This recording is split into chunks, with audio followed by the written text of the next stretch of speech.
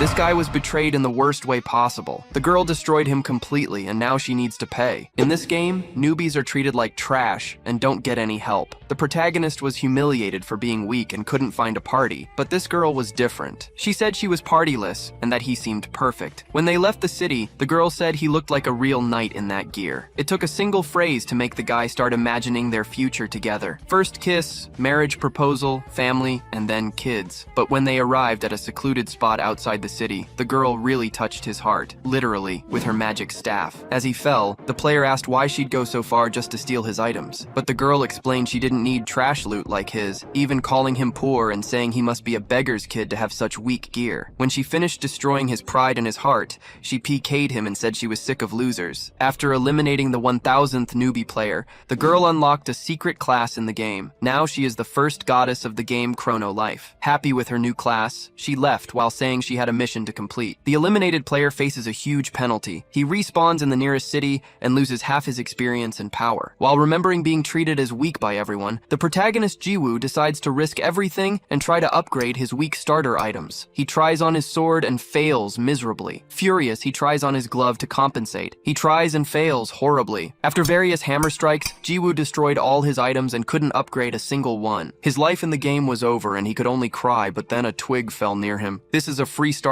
item for beginners, considered trash and common for other players to throw away. His intrusive thoughts took over as he looked at it. He tried once and it worked. The item was upgraded once, plus 1 extra damage. He tried again and it worked. Irritated by the irony, Jiwoo decided to upgrade this piece of junk until it broke. His arm was out of strength when he landed the final hammer strike. The damn stick was upgraded to the max level of +199. Unable to believe it, Jiwoo got nervous and accidentally dropped the stick. When the item touched the ground, the game counted it as an attack, so the biggest explosion seen by humanity happened. An attack so devastating it almost split the planet in two. While staring at the destruction, various notifications popped up frantically in front of him. The player broke the record for players eliminated in a single attack. 850,617 players died. After accepting that he had the most broken power in the game, Jiwoo decided he was going to use this to get revenge on those who looked down on him, especially the goddess girl. Jiwoo is poor. He doesn't even have money to buy new clothes. While walking, another player bumped into him, got furious, and threatened him. Jiwoo said, "You asked for it." Then he landed an attack with his stick. The player exploded and a part of the city was wiped off the map. People nearby realized he was the one causing this. Jiwoo was confident, but a system alert caught him by surprise. His item now has a durability of 3 out of 5. Only 3 attacks left until the item breaks. He hid in an alley to think. He has the strongest item in the world but can only use it 3 more times. Using this to PK people for revenge is a waste. This time he used his brain and decided to use it to become famous by defeating the strongest boss in the game. Upon arriving at the Valley of Death, Jiwoo hears a threatening roar. It's the strongest boss in Chrono Life, Urus, the 2-headed dragon. Urus tries to scare Jiwoo with his strength, but before he can finish speaking, he takes a hit that rips off one of his heads, leaving him in shock. Now the game has changed, and Urus wants to talk it out, but Jiwoo isn't interested in chatting. Since he only had 3 attacks left, he decided to defeat the most powerful boss quickly to power level to the max. So, he lands one more attack that leaves the dragon wrecked. Jiwoo laments that his powerful weapon is about to disappear, but at that moment, Urus sees a chance to survive, and says he has a proposal for him. Jiwoo, already out of patience, tells him to speak fast. Urus then explains about ego-class weapons. When a strong soul fuses with a weapon, it becomes the strongest in the game and has infinite durability. However, there is a catch. For Jiwoo to access that power, he needs to make a pact with the dragon. This way, Urus will be able to live as a soul inside the stick. Jiwoo doesn't think twice and accepts. Urus then fuses his soul to the stick. Now the item became even more powerful, gaining the ego class and infinite durability. Finally, Jiwoo can continue his revenge. After all, now he can use his power to the max without worrying. Meanwhile, back in the city, things are heating up. Wanted posters of Jiwoo have been spread across all kingdoms, dead or alive, with a handsome reward of 1 billion gold. And to top it off, the cavalry has arrived. Various adventurer guilds from all over the kingdom came to solve this problem. The 5 strongest guilds of Chrono Life gather with their leaders, who are all very powerful, with a single mission: hunt down the one who eliminated more than 850,000 players at once. After all, he is a threat to everyone and must be stopped. For the leadership of this new alliance, the most respected warrior of all was chosen. the Castle King, Arden, leader of the Justice Guild. Under his hawk eyes, the World Union Guild is formed, and war is declared on Jiwoo. However, now the stick has infinite power, and Jiwoo can use it to the max. Lo and behold, while walking through the capital all happy, Jiwoo suddenly gets a scare. A type of creature comes out of the stick, but soon it speaks, revealing it's Urus, the two-headed dragon from the pact. Jiwoo thinks he became very cute. It's a pity only he can see him now. But hold on, not everything is sunshine and rainbows, and soon all this joy is going to end. Jiwoo picks it up and questions what it is. It was his wanted poster. The sight completely stuns him, and he notices that there are tens of thousands of posters just like it plastered all over the city, on every wall. Urus, on the other hand, shouts with joy. He says this was to be expected from his Hyungnim, who took down 800 people with a single blow, a feat he himself couldn't even come close to. Besides, the 1 billion gold bounty meant 1 billion in real cash, which was very fancy. Jiwoo questions how an AI like him can use slang like fancy, as that should be a violation of the rules. Urus replies that nobody cares, since he's already kicked the bucket. He then asks what his Hyungnim will do now, because with a bounty like this, users from all over the world will be coming for his head, suggesting that maybe they should just eradicate the humans once and for all. Jiwoo looks to the side, remembering when he dropped the stick on the ground, and then stares at the scattered posters. He thinks that in any case, the feeling isn't bad at all. He feels like he's become a celebrity. He announces that since things have come to this, he'll have to adopt the LHS style. Urus, confused, asks what that means. The protagonist explains that it's an acronym for loser hiding strength, an archetype where a powerful person pretends to be a loser. Urus questions why he would do that, arguing that humans would just ignore him, thinking he's a weakling. But Jiwoo says he just doesn't get it, and that this will be fun. He asks if Urus has never seen something like this before. In the eyes of others, he looks like a weakling, but he's actually the protagonist. He needs to enjoy his fantasy life to the fullest, until, suddenly, he's hit by an arrow. Urus is shocked. Jiwoo falls, spitting blood on the ground. He lays his head down while Urus flies over him, worriedly calling for his Hyungnim. On a rooftop, Hawkeye was watching, holding a rare, cyan-colored bow with a quiver full of arrows of the same hue. He calls out that he's hit the target. Below, his army runs toward Jiwoo, who remains on the ground as the troops of Arden Castle surround him. Hawkeye shouts, "In the name of the Supreme Commander of the 5 Guilds Union, I order you to bind this abominable man who murdered 800,000 people and throw him in jail." All the soldiers roar in response, ready to follow his orders. Urus, desperate, asks if his Hyungnim is okay, urging him to get up. "These humans may be weak, but you'll be in trouble if they all come at once." Despite the arrow stuck in his chest, Jiwoo gets up, facing the Arden army. The soldiers shout that the enemy is on his feet. Hawkeye orders, "Don't give him time to breathe! Attack all at once!" Urus calls out for his Hyungnim once more, apprehensive. Jiwoo, however, takes back his previous words. He rips the arrow from his chest and hurls it to the ground in contempt. Gripping his staff tightly, he says that he just wanted to live peacefully as a background extra. But these idiots brought this upon themselves. An immense explosion of energy erupts, illuminating the entire realm. As he swings his staff, he unleashes a power akin to a nuclear bomb, and in an instant, all the soldiers drop lifeless to the ground. Hawkeye coughs, having barely survived. He wonders what happened. In just an instant, his entire army was decimated. Shocked, he realizes that the capital of the First Realm had simply vanished. Suddenly, Jiwoo appears right in front of him. Hawkeye stares at him, terrified. As the protagonist draws closer, the elf pulls a summoning orb from his clothes, capable of summoning as many users as he desires. Hawkeye shatters the orb, and a magic circle appears beneath his feet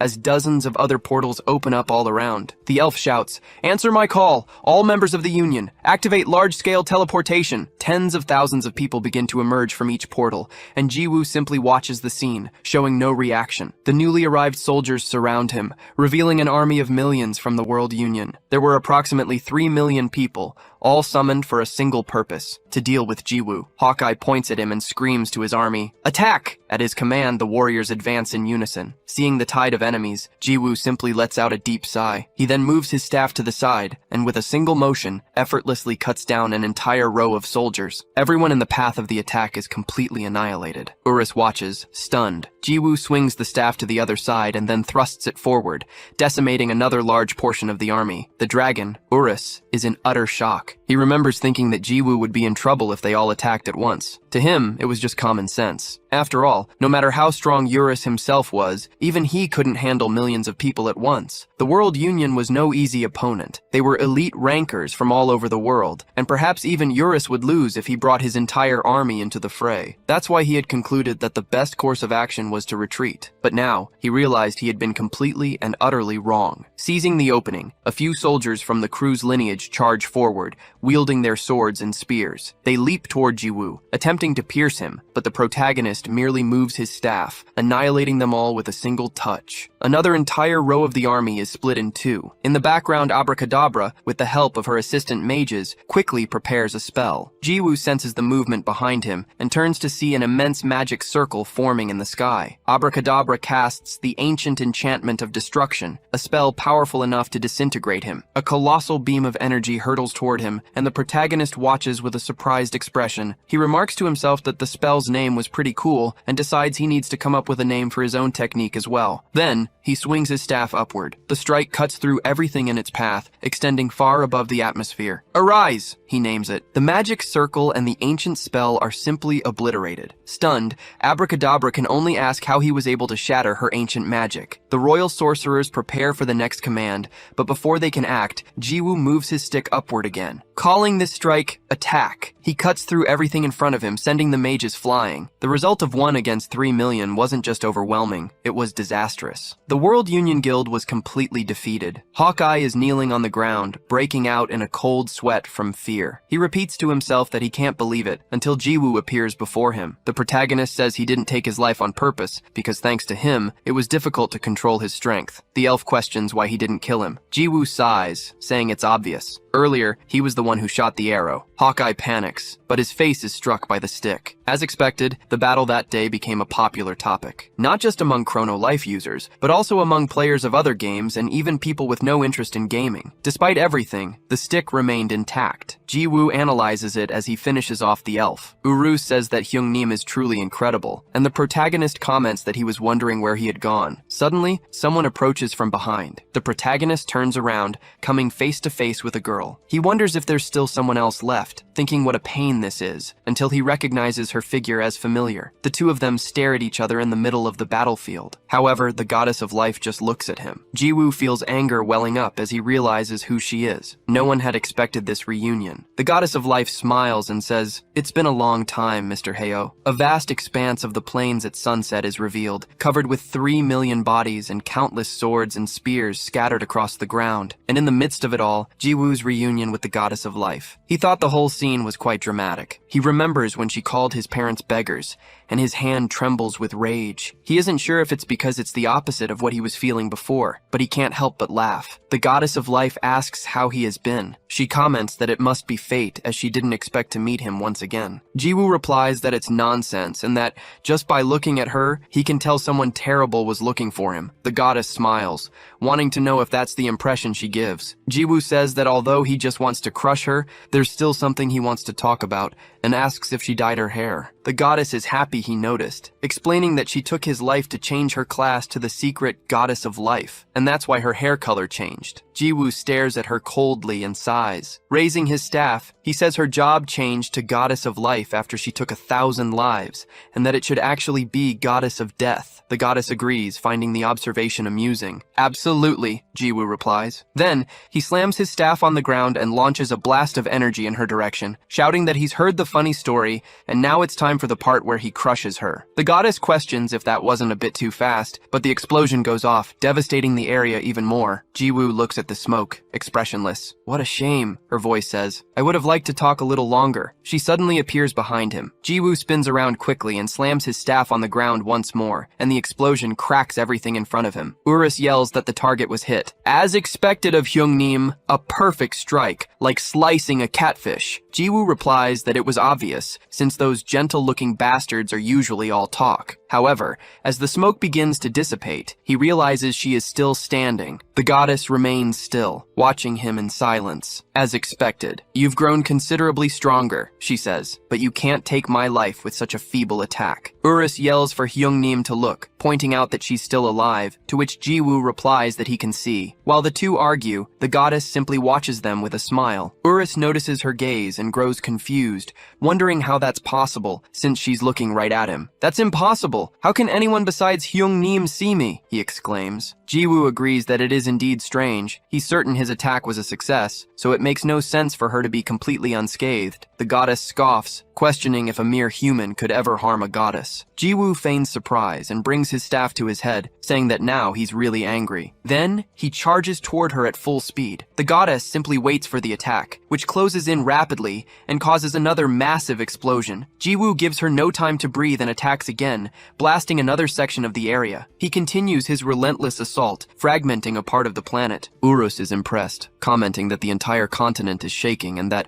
at this rate, it will be destroyed for good. The goddess, however, tells him it's no use. With a smile still on her face, she spreads her wings and flies up above the protagonist. Urus is surprised, while Jiwoo begins to sweat, exhaustion radiating from his body. The goddess's wings dissolve into feathers that begin to float around her. She walks toward him and asks what Mr. Heo would do, saying he must have been excited, thinking every day about how to take her life. She advises him to give up, because no matter how strong he gets or how much time passes, he will never be able to kill her. She repeats this, standing very close to him. Jiwoo stares at her for a few seconds, then closes his eyes, sighing as he looks up. He turns and takes a few steps back. The goddess asks where he is going and if he has finally given up. In response, the protagonist simply swings the stick a few times in the air. He says he was just seeing how hard he could swing it, thinking he might be able to snap it in two. The goddess replies that it won't work and that he will never be able to take her life, but the protagonist clarifies that his target wasn't her, but the entire planet. The goddess is utterly bewildered. Jiwoo explains that since he can't defeat her, he'll simply destroy the planet. That way, she'll either die in the explosion or be flung into the vacuum of space from the impact. The goddess stares at him in disbelief,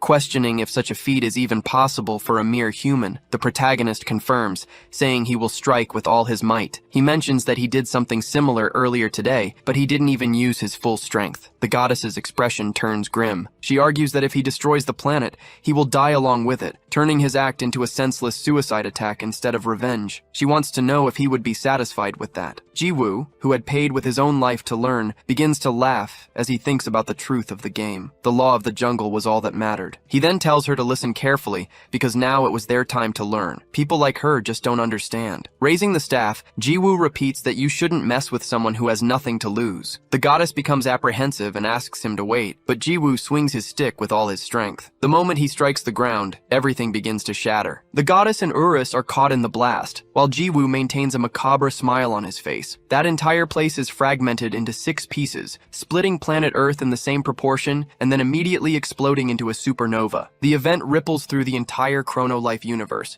destroying everything with just one full power blow from Jiwoo. Lines of data begin to scroll down a screen. Meanwhile, in the real world, inside a room with virtual reality pods, an attendant is sleeping during his shift. Suddenly, a player yells in frustration after being kicked out of Chrono-Life. He wonders why he was disconnected out of nowhere when they hadn't even reached the final boss. Other players also start questioning what happened, asking the attendant if he flipped the main switch, something he wasn't supposed to do. The employee, now awake, asks them to calm down, explaining that it wasn't a power outage or a tripped circuit breaker. A young man suggests it might be a server issue with Crowley, the game's company. Immediately, someone else shouts that an announcement just went up on their homepage. The notice confirms a server problem with Chrono-Life and states that the reopening date will be announced later. Everyone is shocked, finding it incredible that the server actually crashed. However, one player remains connected. His pod still showed it was in use, even with the server down. Back in the game, the system displays a synchronization notification. The client check updates to version 1.7 and checks for connected users. The current number was just one person. Jiwoo finds himself in an empty room, surrounded by floating data. He looks around, completely confused, and wonders where he is. This was strange, since he was supposed to be in the game. Suddenly, a mysterious voice mentioned ST-389. He explained that this was the name of the planet he had just destroyed, a place known for its beauty in the 4th universe, and revealed that it was their mother's favorite place. Surprised, Jiwoo turned to the person who was speaking. Jiwoo asked who he was. The blonde man, however, simply told him to shut up, but then a macabre smile spread across his face as he answered, "I am God." The protagonist looked at at him and sighed. "That's your identity, so it's none of my business," Jiwoo said. "Have you seen a woman with black hair around here?" God replied that it was just the two of them there. As if to confirm, a system screen appeared before the protagonist, showing that the current number of users was only 1. "What is wrong with you?" God questioned. "You took everyone's life. It should be common sense that no one could survive that explosion. Every living thing was wiped out." At this, the protagonist just laughed, leaving God confused by the reaction. Jiwoo then burst into laughter,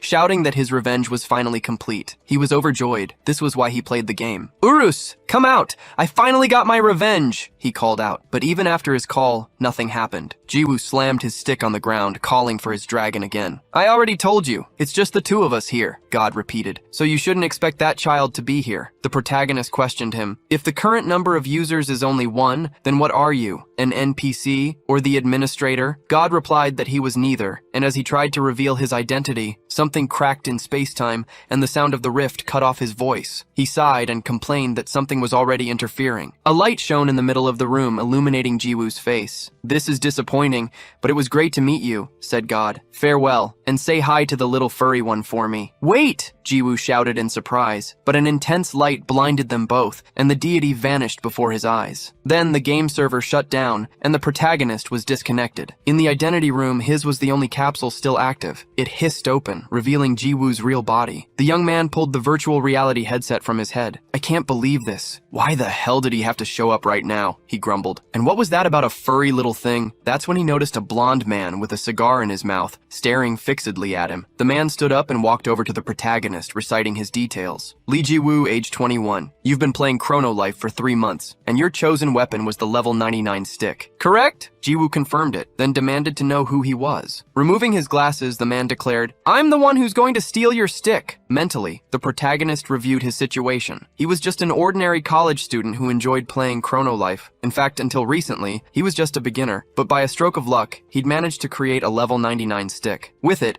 he had beaten up everyone he disliked, including the woman who cheated on him. Then, a man claiming to be God had appeared and vanished, and now, here he was, in a restaurant surrounded by guards. Food was served at their table. While the blonde man ate heartily, Jiwoo just watched. "Eat," the man said. "The lady who runs this place is a great cook." Jiwoo agreed, wondering what the hell was going on. The man explained that this was the gukbap restaurant he used to frequent when he was broke. "That was 15 years ago. My company was established during the early stages of Chrono Life's development." Putting the pieces together, Jiwoo realized who he was. "It can't be." The blonde man formally introduced himself. "I am the president of Chrono Life, Choi Deokbae. I thought you were a gangster.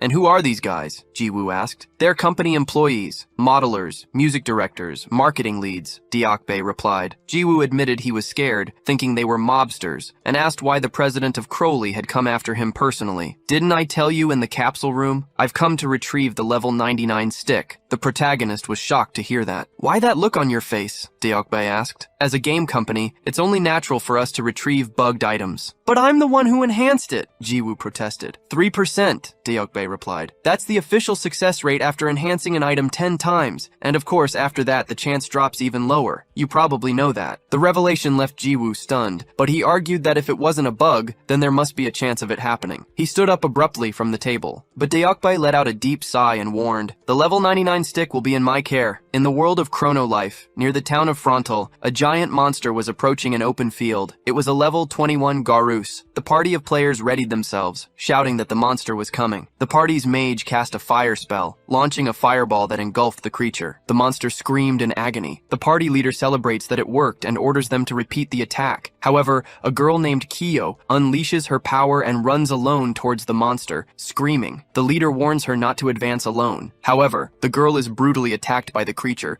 which hurls her high into the air. She flies towards the group's priestess and lands on top of her, incapacitating them both. In a panic, the other members shout that they're in trouble and that they need to get up and run. Watching everything from a distance, the protagonist remains motionless for a moment, but soon lets out a quick sigh, wondering what he should do. Beside him, Urus eats a piece of chicken and asks what his Hyung-nim intends to do. Ji-woo thinks for a moment, then picks up his stick, observing his normal stats. He then remembers the conversation he had at the restaurant. Deokbae had said he would keep the +99 stick, leaving Ji-woo completely apprehensive. The CEO, however, replied that it was the company's will. Ji-woo protested, saying it wasn't fair, but Deokbae explained that he had personally investigated and concluded that the stick was not a bugged item. From that moment on, the company would no longer interfere with his account. Whether he defeated the game's strongest boss, took the lives of 3 million people, or destroyed the entire planet, he was free to do whatever he wanted as a user. Next, Deokbae put more salted vegetables in his gukbap and offered them to Ji-woo, saying the decision to add them or not was entirely his. Ji-woo held the plate and stood up from the table. At that moment, however, the old lady who owned the restaurant smacked Deokbae on the head, scolding him for putting that in the gukbap. She complained that he would drive her crazy, as it made no sense for her to spend all night preparing the bone broth out of consideration for him, only to see him ruin it. Witnessing the scene, Ji-woo lowered the plate of vegetables. Back in the present, Ji-woo stares at his stick, thinking about the salted vegetable soup. His attention, however, is drawn to the leader of a nearby party, who is cursing. He questions what kind of useless player Kyontuka is, complaining that she doesn't know how to hold her position, which is the basic requirement for party hunting. According to him, she was acting like a troll, and because of that imbecile, they would have to hold back on the hunt, all just because she joined the party. Ji-woo remembers a favor Deokbae wanted to ask of him. He had said that, although it might sound suspicious, Chrono Life was a very good game. Freedom, romance, and adventure. It was a fantasy world larger than anyone could imagine. Therefore, he should avoid destroying things and simply enjoy himself. Ji-woo reflects on this for a few moments. Suddenly, the party leader spits on the girl, hitting her scarf squarely. He tells her to get lost, saying he won't hunt with her, and turns to leave, in disbelief that they were using the same items as her. Kaeyeon was kicked out of the party. Ji-woo watches the scene and sighs. He thinks that this is all a pain, but it was to be expected from the law of the jungle. Remembering Deokbae's words, he decides that he will indeed enjoy the game in his own way. After all, he wants his salted vegetable soup extra thick. With that in mind, he moves his staff and unleashes a blast of energy toward the group of adventurers, but stops the attack midway upon hearing a scream. Ji-woo looks back. Kaeyeon was screaming that this game was shit and that everyone could go to hell. She yells that those bastards have no eye for good things and that they should know how great her weapon was, since she spent a lot of money to buy that sword. Ji-woo watches her, surprised, remembering when he said the same things about his own sword. Back then, people had also looked at him strangely. Kaeyeon then shouts that she doesn't need any of them, and that she won't join any party to hunt. She would do it alone. Ji-woo reflects that he no longer knows what to think either. Just then, the girl hears the sound of a monster that had appeared right in front of her. In fact, she was surrounded by many other creatures and freezes in fear at the sight. The creatures open their mouths, let out a roar, and run in her direction, getting closer and closer. Kaeyeon tries to protect herself, but Ji-woo appears in front of her, asking himself why he made that choice. He moves his staff, launching a powerful attack at the monsters. Everything in that direction is completely annihilated. As the dust begins to settle, Kaeyeon, who was protecting her head, quickly opens her eyes and comes face to face with the protagonist. Above him, the sky was completely clear, without a single cloud. Ji-woo wonders if he acted out of solidarity or pity, but concludes it was for neither of those reasons. He did it because it seemed fun. With that thought, he gives the girl a smile, leaving her utterly confused. The protagonist approaches her, thinking that in any case the situation was a bit complicated and chaotic. This, then, was the prologue to the story. He asks if they could hunt together. The girl, however, tells him to get lost, saying she doesn't hunt with newbies, and walks away while spitting on the ground. Ji-woo is left confused, thinking that this wasn't a very smooth start. Meanwhile, in the city of Seoul, people were living their daily lives, but always with their phones in hand. An event had captured the world's attention, an event that people now called Judgment Day. An incessant debate was taking over the global gaming community. Everyone was asking who the player was that had taken the lives of 800,000 people. Was he a god of battle, the strongest in Chrono Life? However, one man declared that it was all a sham. He questioned how someone could be the strongest, claiming it had to be just a bug or a disgusting hacker. This was a fairly reasonable opinion. After all, fighting against 3 million enemies made no sense at all. It was a number that couldn't be overcome with just stats and control. The community cried out for justice, demanding that the hacker be banned forever and that the Chrono Life team do their job. So everyone was focused, awaiting the company's response. And finally, the announcement came. While one player was clamoring to bring out the guillotine, the Chrono Life team declared that the user in question was a normal player. According to the investigation, he was not a hacker, nor was he abusing any bugs. bugs. Everyone was completely shocked by the news, and that was how the controversy came to an end. On the city streets, people were talking about the incident. The Chrono Life server had crashed because of that one player. Apparently, he had taken the lives of many in an instant, and everyone was talking about it, wondering what he was like in real life, since his face was covered by a hood in the only released photo. Meanwhile, Jiwoo smiled as he followed the girl he had just saved. Only the sound of their footsteps broke the silence between them. The girl, visibly irritated, stopped suddenly. Kion turned around and questioned him. "Why do you keep following me?" Jiwoo calmly replied that they should form a hunting party. "When did I agree to that?" she retorted. "Go hunt with someone as poor and indecent as you." Jiwoo didn't understand the insult. Kion continued, pointing at his clothes. "You're just wearing underwear beneath that cloak and carrying a level 1 stick that only newbies use. I don't have time to play around with a noob. Get out of here," Jiwoo questioned. "Indecent? I just saved you, getting rid of those monsters with a single attack." Urus, in his mind, commented that he had seen everything. The human's eyes had been closed when he saved her. Jiwoo realized, so she doesn't know I'm strong. A smile formed on his face as he thought, how about I hide my power for a while? He ran after Kion, calling out to her, "Miss, please, carry me." The girl looked at him confused. Jiwoo explained, "Actually, I don't know anything about the game. I'm a newbie. Please, master, carry me." The word master sparked a flicker of happiness in Kion. She remembered how the leader of her old party had looked down on her, and being called master made her visibly excited. Urus questioned what his Hyungnim was doing. Jiwoo whispered back that he was pretending to be weak to hide his power as the first step of his plan. The dragon remembered the idea he had told him about before. Kion cleared her throat, trying to look serious. "It's embarrassing, but anyway, I'm someone who should help newbies." She then invited him to join her party. "This expert here will help you, but just this once." Kion was a level 24 fighter, with her stats focused entirely on strength, neglecting her other abilities. Near the starting town at the dungeon entrance, Kion charged toward a screaming creature. She landed a powerful punch on the monster, making the level 4 rabbit bear spit blood. The creature was thrown backward. Without giving it time to react, another monster appeared behind her, but Kion dodged it with an agile leap. She lets out a sharp breath and performs an aerial flip. The rabbit bear looks up in shock as she descends with a ready kick. It was her fallen dragon's stomp, which smashes the monster into the ground. The other rabbit bears are confused, but they soon regroup and surround her. Kion holds her fighting stance, taunting, "You can all come at this master at once." Sitting on the floor, Jiwoo watches the scene. She's a pretty good fighter, isn't she? He wonders. Urus agrees with his Hyungnim. The protagonist, however,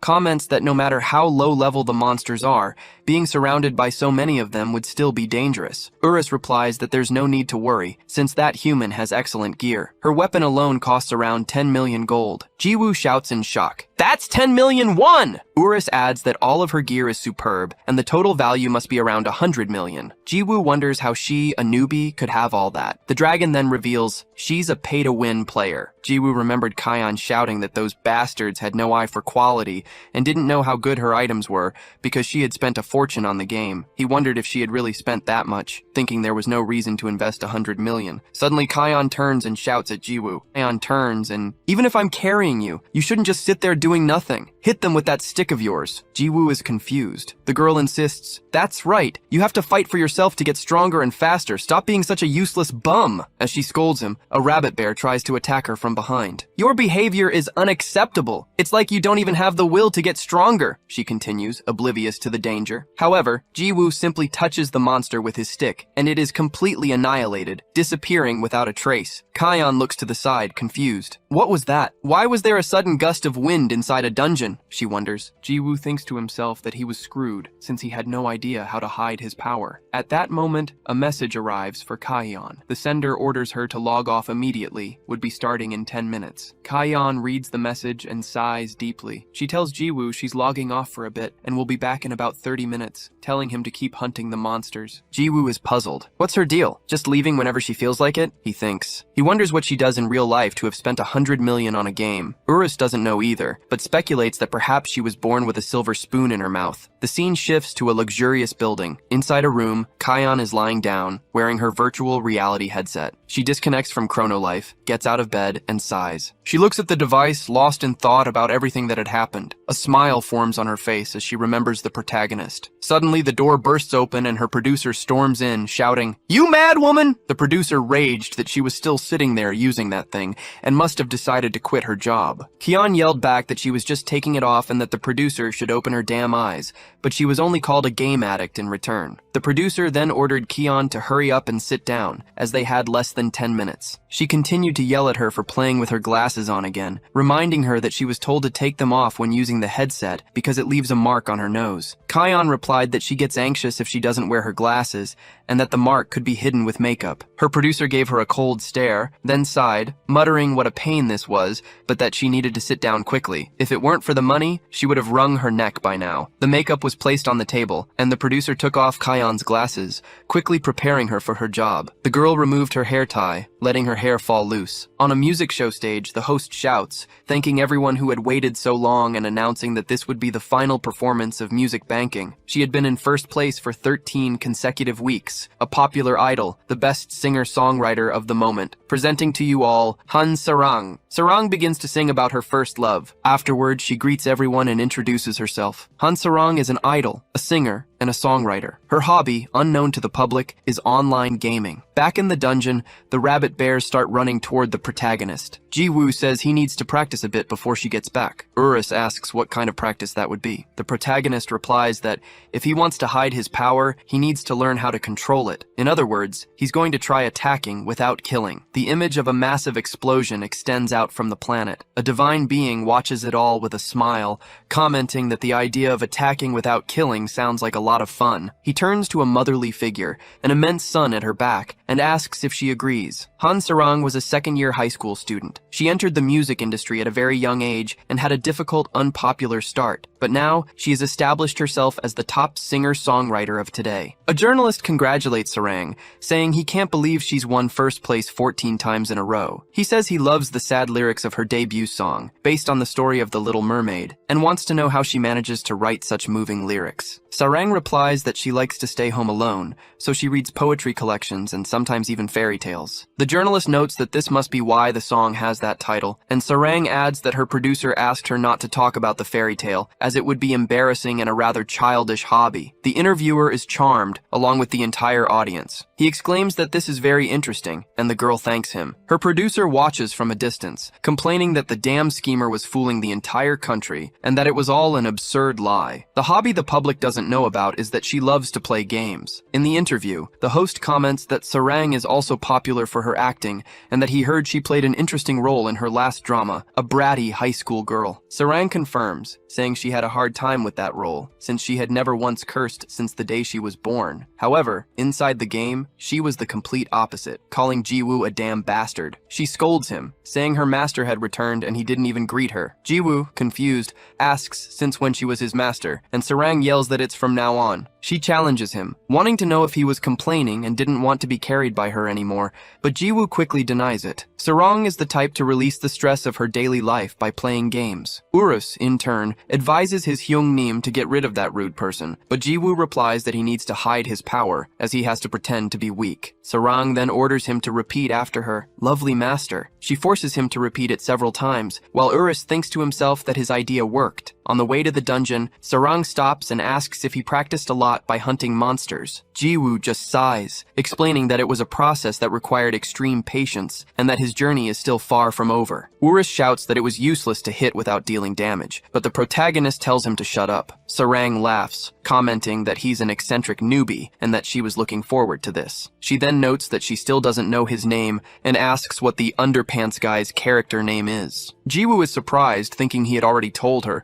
and tries to say his name, but the girl interrupts him, announcing she can just call him Underpants. "That sounds good," she says. The protagonist, frustrated, asks why she wanted to know his name then. Meanwhile, some people are spying on the pair from a distance. A bearded man says he found her. His subordinate asks what they should do, and the leader replies that they must gather all the guild members in that dungeon, because today they would demand justice. Further ahead, a rabbit bear rises. The level 22 monster approaches the girl. Sarang orders Underpants to go, and the protagonist obeys like a puppy, approaching the monster as they both scream. The protagonist plays dumb, approaching like a complete idiot. Then, he slowly brings his staff forward, meticulously touching a single hair on the creature. Suddenly, the rabbit bear is wounded, its head brutally crushed. Without understanding anything at all, it falls to the ground. However, its HP doesn't reach 0, with only a single bar of health remaining. Jiwoo is pleased that the monster is still alive, reflecting that his hit-without-killing strategy was a success. Sarang celebrates, saying he defeated it on the first try and has gotten very strong. Suddenly, a dagger flies in her direction. Sarang senses the danger and quickly grabs Jiwoo's shirt to pull him away, deflecting the weapon with a precise kick. The bearded man catches his dagger back in midair, his face contorted, and comments that she's incredible, but that she should give the credit to her gear. Sarang questions him, asking who he is. The man, called Mr. Kim, asks if she has already forgotten his voice, feigning hurt. He reveals that everyone there are members of the Halisan Guild. Upon hearing the name, Sarang repeats it with contempt. Mr. Kim jokes that it's been a while and now wants to know what the two of them are plotting. Then, he orders his subordinates to attack. Sarang warns Jiwoo to get back, as it's dangerous, and assumes a battle stance. The assassins charge forward with their weapons drawn. With a swift movement,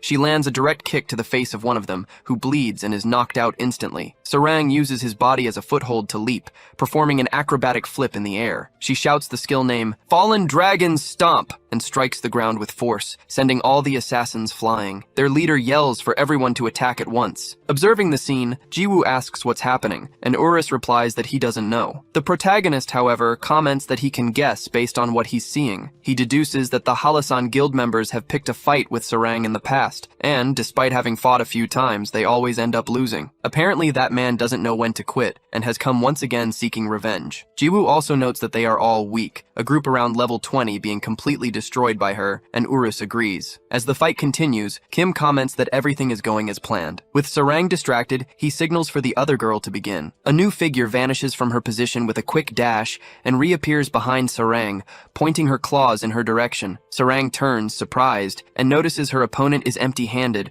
concluding she must be from the fighter class. The woman then activates the steal skill. A bright light illuminates the area, momentarily blinding Sarang. She is shocked to realize that her battle fists have simply vanished. The thief remarked that the weapons were incredible. Darling must have been born with a silver spoon in her mouth to own the silencing fist. Jiwoo asked what kind of skill that was, and Urus replied that it was steel from the rogue class. However, he found it strange, as the skill wasn't supposed to be that overpowered. Jiwoo scoffed, saying he didn't care since she had nothing to steal from him. After all he had was his underwear and his cloak. But then, he remembered the existence of his stick. Jiwoo glanced to the side with a terrified smile. He then shot to his feet and ran off, screaming in fear. Kim remarked that, come to think of it, there was someone else there, but they weren't worth worrying about. Just one look at the kid was enough to tell he was a rookie with nothing of value. As Jiwoo backed away, the thief grew excited. She tossed the fists to Kim, saying that he might not know it, but stealing from someone who has nothing is even more fun. In an instant, she appeared in front of the protagonist,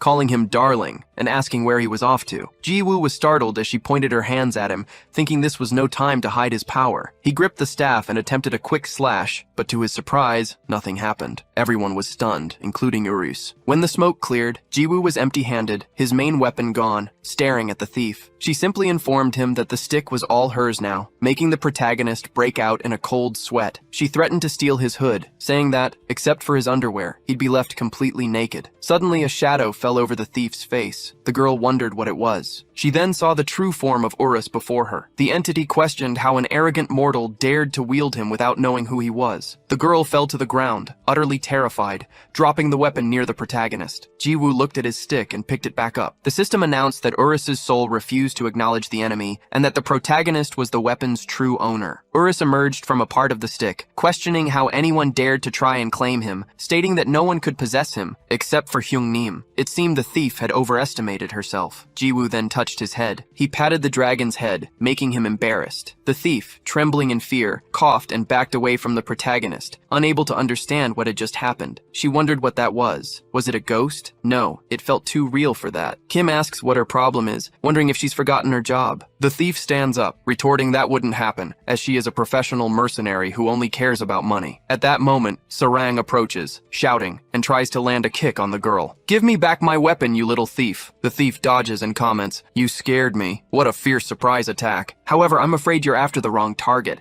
The weapon is over there. Watching the scene, Kim clenches his fists with a smile on his face. Sarang complains, calling them bastards and promising to take their lives, but she suddenly begins to fall, fainting after a touch from the protagonist. Jiwoo explains that this is his skill, strike without killing. The confused thief asks what he's doing and if the two of them weren't together. The protagonist simply replies that he was hiding his power. "What the hell are you talking about?" she questions, but is immediately struck by a blast of force from him. In an instant, all the assassins are defeated with ease. The thief is bewildered by the sight and asks, "Darling, did you do this?" Jiwoo hits her on the head with the stick, replying, "Yes, I did." The thief's HP drops to a single bar. Jiwoo uses his strike without killing skill again and says, "I've been through a lot of shit, so I've become much stronger mentally. However, just a moment ago, because of you, I nearly had a heart attack trying to move my stick." His power explodes, devastating everything around him. Sarang suddenly wakes up, lying on the ground in an open field, feeling a bit confused. She gets up, startled by the situation. From behind a tree,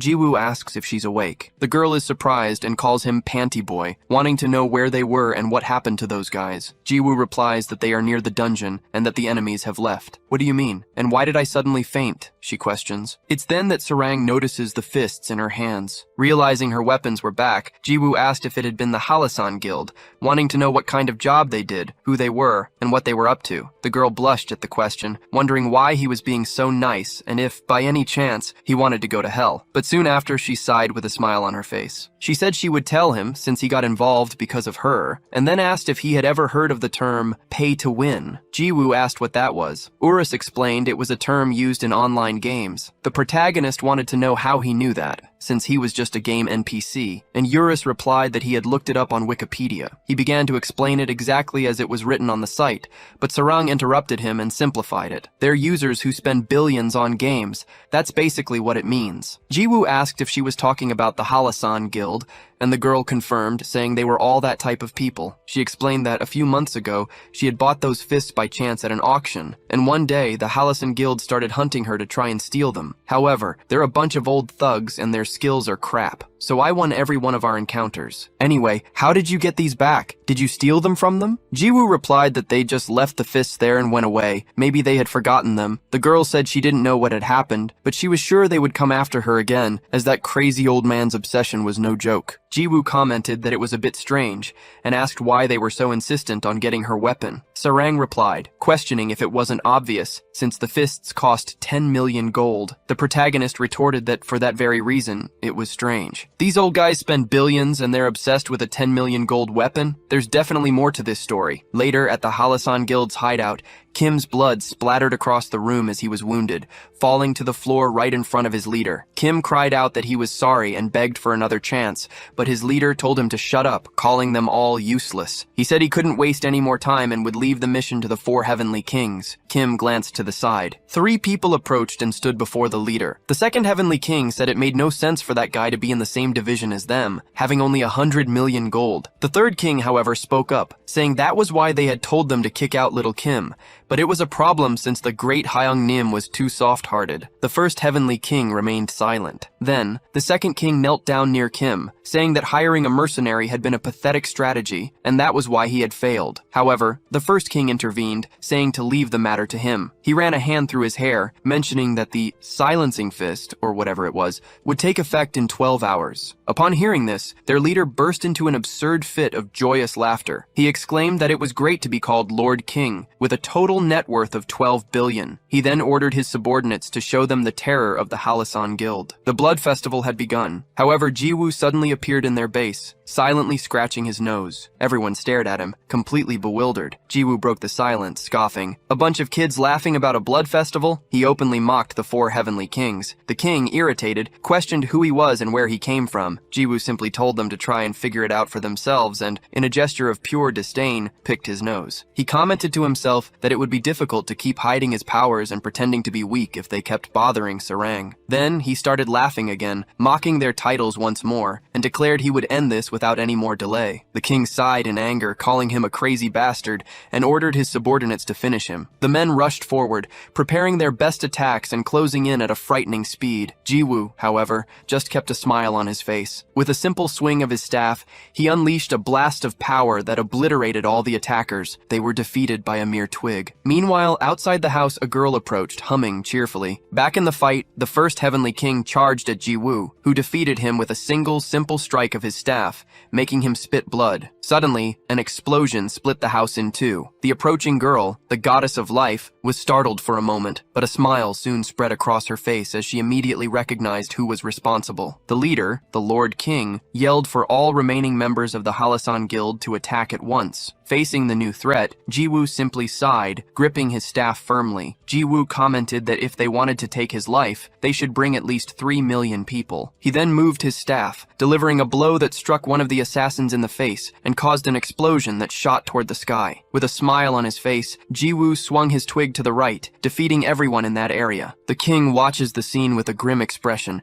completely terrified by what he sees. As he gets up, Kim calls out to his Hyungnim, warning him to hurry and run or he'll be annihilated. The king, however, thinks that Kim doesn't understand the situation. With the exception of himself and his direct subordinates, all the guild members were pay-to-win warriors. Even the weakest of the new recruits had spent at least 10 million, and not even the top 5 guilds could look down on them. But who was this guy, and how could he do all this? Suddenly, the king realizes something. He thinks they don't stand a chance, that perhaps this man is the one from the rumors, the one who defeated everyone. Staring at Jiwoo in terror, his mouth falls open as he remembers the stick underwear guy. He first started playing in the 2nd grade. Back then, games weren't as flashy as they are today, and leveling up wasn't easy since there were no quests or raids. But still, it was a lot of fun for 9-year-old Wang. He'd get scolded by his parents for secretly playing at night, and he cherishes the memories of leveling up with his friends. As the years went by, he grew older and was swept away by his responsibilities, living a busy life with no time to reminisce about the past. Suddenly, he realized he was already in his 40s,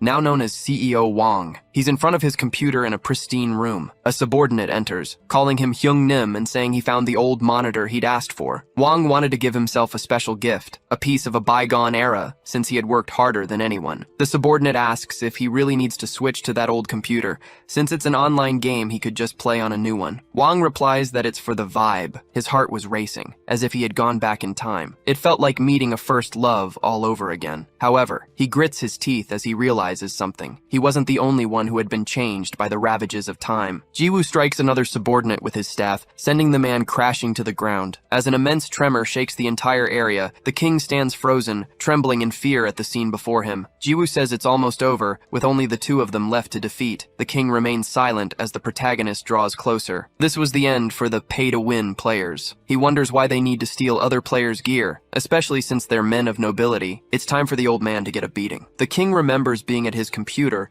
typing quickly until his payment of 12 billion won was confirmed. Wang repeats that he wasn't the only one changed by the turmoil of time. He doesn't need to put in any effort. With just a few clicks and some spending, he can become as strong as he wants. And with that strength, players who spent little to no money suffer. Pay to win was the current state of online gaming. Wang stands up from his chair. Still, he continued to explore various games, but they were all the same. And finally, the most critically acclaimed game, Chrono Life, where he wanted to find, no matter how, that thing he had long forgotten. That thing from back then, from when he was a child. The stick approaches him and strikes his head. Jiwoo uses his strike without killing skill. Wang spits blood and falls to the ground, defeated. Kim tries to call out to his Hyungnim. Jiwoo announces that, as of today, the Halisan Guild is finished. He says it's a pain, so they shouldn't bother Captain Amor anymore. In any case, he'll see them never again, and then he leaves. Wang tries to get up from the ground, questioning if it was really him, the guy who had defeated the 5 major guilds not long ago and annihilated 3 million members of the World Guild. Jiwoo looks back without saying a word. Wang lets out a laugh at this, asking how much he had spent, as he must have used a lot of money to achieve that strength. However, soon he too will realize that all his efforts so far have been to fight for something that doesn't even exist. From a distance, Kim looks at his Hyungnim. Jiwoo replies that he doesn't know what the hell he's talking about, but that he also spent a hefty sum. Wang asks how much it was, thinking it could be tens of billions or even hundreds of billions of won, but the protagonist replies that he spent 55,000 won on the warrior's starter pack. Wang is stunned by this and left speechless. The protagonist continues to walk away. A smile spreads across Wang's face as he repeats the amount, 55,000 won. He remembered his childhood, when he used to play Ragnarok, and then he began to laugh excitedly, bursting into a fit of laughter and leaving Kim completely confused. Wang asked how many games they had tried after Ragnarok, and Kim replied that it must have been about 8. The boss kept laughing, saying that game was a lot of fun. Chrono Life was indeed divine, the goddess of life confirmed as she appeared. "Hello everyone from the Halisan Guild, it's a beautiful night." She looked around. "It's been a while since I've been here, but the guild's hideout is in terrible shape." She turned and asked, "And what about that thing? Did you manage to prepare it?" Wang replied that the preparations were going well, but she cut him off, asking why he was dwelling on the past. The man said he was out of it, as their agreement to cooperate ended now. The goddess of life was surprised for a moment, but then she smiled. "Is that so?" With a swift movement of her scepter, she sliced through the air. Kim watched the scene terrified and open-mouthed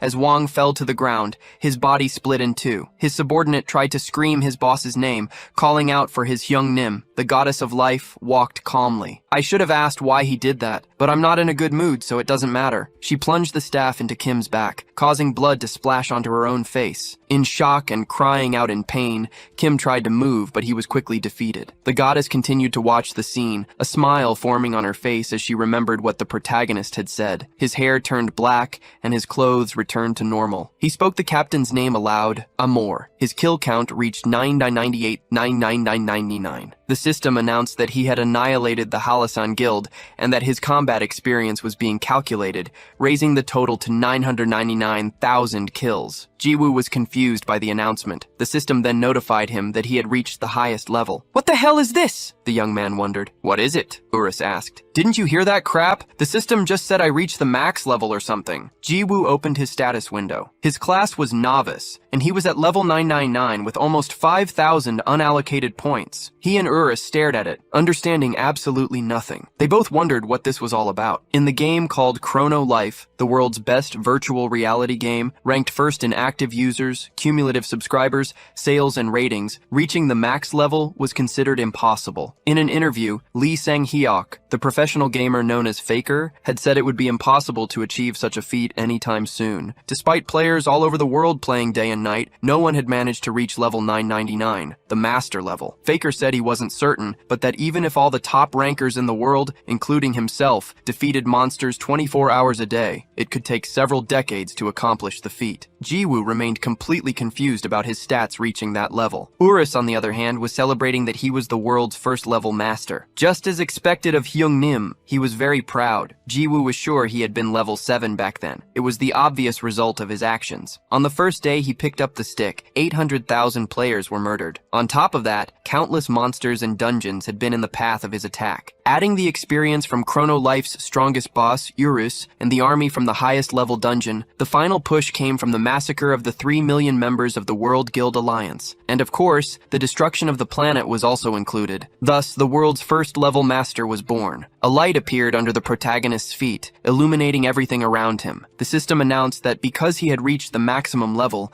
the player would enter a transcendental space, teleporting him away. In another corner of the city, Sarang was lying down, looking at the sky and doing nothing. She muttered that she was bored and that this whole thing was starting to piss her off. She stood up, wondering where that underwear-wearing bastard was. He had told her to wait a bit, but the sun had already set. She thought for a moment more, remembering he had mentioned the Halisan Guild, and that she was supposed to tell him everything about them. Sarang sighed and lay down again, shouting, "Whatever, this gentle master will wait 1 more hour." On a piece of land floating in space, Jiwoo found himself in the center of a strange temple. He wondered where he was, looking up at the sky without understanding a single thing. He wondered why he was being dragged all over the place lately. It had been the same when he met God and Diokbai. Suddenly, a voice welcomed the human child. "I never imagined we would meet so soon. You are truly extraordinary." That voice echoed, making everything around it tremble. The being introduced himself as the guide of transcendence, the god of class, welcoming him. He praised him for taking the first step on that arduous journey,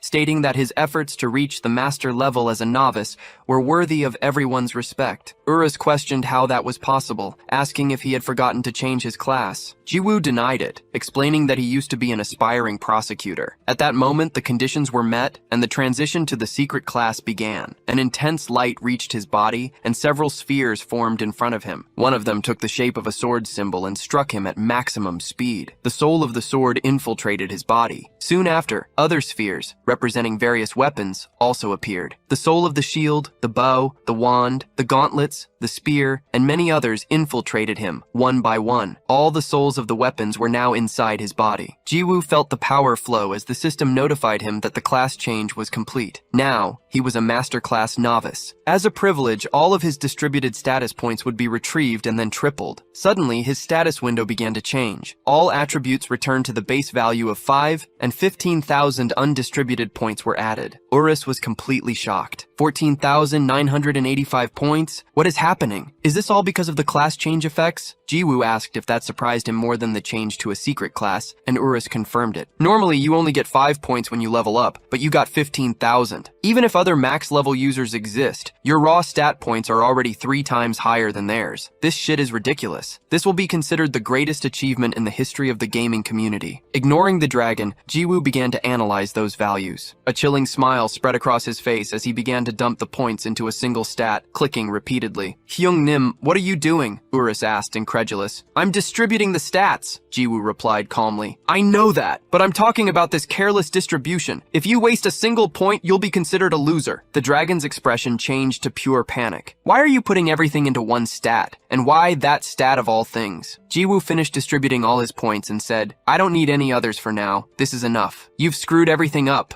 Urus complained. You're just a loser. At the Chrono Life Company, an employee rushed in, warning the president that they had a problem. Deokbae asked what happened, and the employee replied that he needed to see it for himself, as the issue concerned that particular user. In the control room, Deokbae approached and asked what was going on. His subordinate simply told him to look at the monitor. Deokbae was surprised. Ah, the stick kid finally reached max level. The employee replied that the level wasn't the problem, but what he was doing. What's all this fuss about? And which stat did he choose? Deokbae asked. The employee pointed to the screen, showing the chosen stat, which impressed the president. However, Deokbae soon burst into laughter. Ha ha ha, he really loves this game. He's enjoying it to the fullest in his own way. The employee insisted it was no time for jokes, arguing that it would be a completely useless and pointless character. If he realizes he's building a trash character, who knows what he'll do when he gets angry? Deokbae, however, just told him to relax. I've said this many times. The game company has no right to interfere with a player's choices. The employee tried to argue that they needed to take some action, but the president was already walking away. As he walked away, Deokbae thought to himself, I can't believe he dumped everything into that one stat, and even got the Novice Master title. He was surprised they were calling it a trash character with no future, because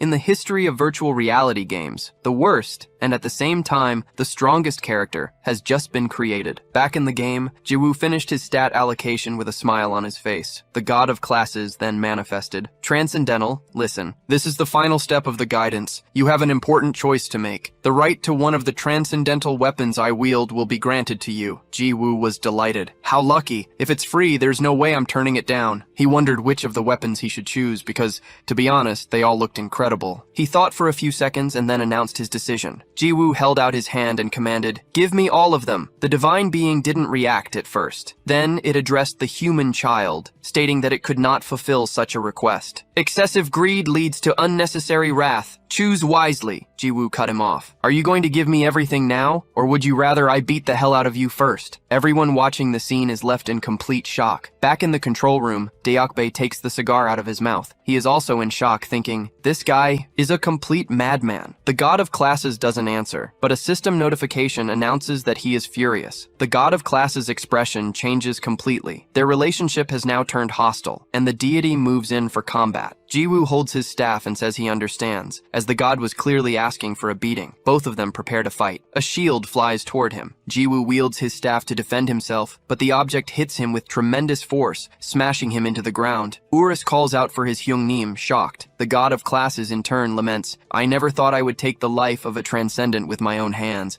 It is such a pity." Suddenly he is struck squarely by a blast of energy from the staff, which melts half of his face. From the ground, Jiwoo comments, "That hurt. Is it because you're a god?" His health bar had only decreased slightly, as his constitution stat was now at 15,000 points. This attribute affects maximum HP, recovery, and immunity to adverse conditions. Urus watches everything, dumbfounded, thinking how insane he was for putting all his points into a single stat. "Hyungnim, you've made a fatal mistake. You've turned into a shitty character," he yells. Jiwoo just asks why. Urus explains that all equipment in Chrono Life has a weight requirement, demanding a minimum amount of strength, regardless of the class. Simply put, he wouldn't be able to equip anything other than that twig. "This is all I need," the protagonist replies. At that moment, a system screen appears between the two. It was a hidden skill, and its various conditions had just been met. "What is that?" Urus asks. The skill Healing Factor converted all damage received into immediate healing, completely filling his HP bar. "A shitty character, huh?" Jiwoo taunts,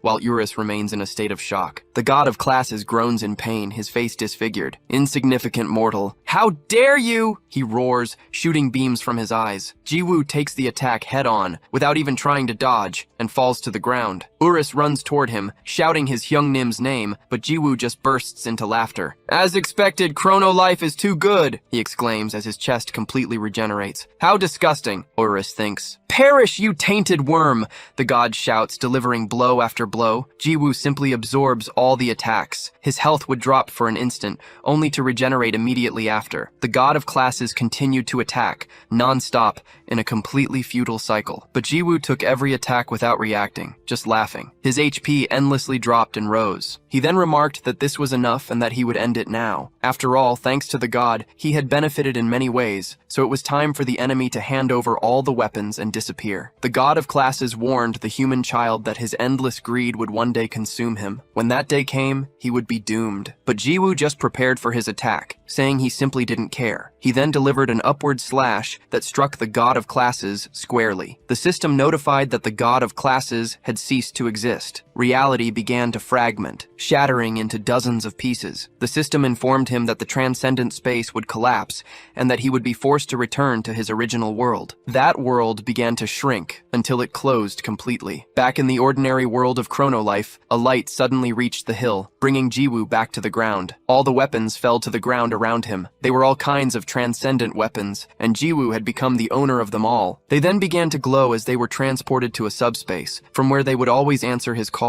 A smile spread across Jiwoo's face, thinking that this would be great. However, Sarang was completely irritated. How dare that punk make her wait? She would never let this slide, no matter the excuse. Suddenly, a noise was heard behind her. Jiwoo placed his fingers on his forehead and said, "Hello, I'm back." His face was immediately met with a fist. She kicked him, complaining that she had said she would only wait a little while, but it was already night. Jiwoo apologized, saying he thought he would be back sooner, but some things had delayed him. In any case, he was here now. Sarang gritted her teeth and shouted that she was leaving. Jiwoo asked where she was going, and the girl replied that she was going to log out of the game. He just waved goodbye. Sarang gritted her teeth once more, but did nothing else. She warned him to log into the game tomorrow night at 7 p.m., which was when she got off work, and if he was late again, she would take his life for real. Jiwoo watched her disappear from the game, commenting that she still did whatever she wanted. Urus then asked about that development. Jiwoo stood up, announcing that he was also leaving, as it was already past midnight in the real world. The system asked if he wished to log out, and Jiwoo confirmed. Outside, in the identity room, Jiwoo walked out as the attendant thanked him and asked him to come back another day. The protagonist let out a quick yawn. He thought the day had been great and that Chrono Life was really fun. Furthermore, he began to wonder how much he could sell the transcendent weapons for. Being the first items of their kind, they would probably be worth a lot of money. However, he wondered if they were tradable items, as it would be a huge disappointment if he couldn't sell them. His attention was drawn to a shop behind him, and he wondered if he should get a bowl of gukbap. However, upon looking at his empty wallet, he decided against it. He continued walking, saddened, thinking about how tired he was of being so poor. The game's monthly fee kept rising, and he would need to pick up more shifts at his part-time job. As he walked through the city, he suddenly stopped. "Wait a minute," he muttered to himself, remembering Urus mentioning that the total cost of the equipment would be 10 million, and that the rest of the set would reach 100 million won. An idea sparked in his mind. What if he could sell the game items and exchange them for real money? With this realization, Jiwoo turns and runs back to the identity room. All rankers in Chrono Life knew of a forbidden place, the intersection of life, the tomb of all mortals. It was the highest level hunting ground in the game's history, one that no one had ever managed to conquer. For unknown reasons, it was kept secret, and it was there, in the Valley of the Undead, Urus's domain, that Jiwoo now found himself. Urus, dressed in an impeccable butler outfit,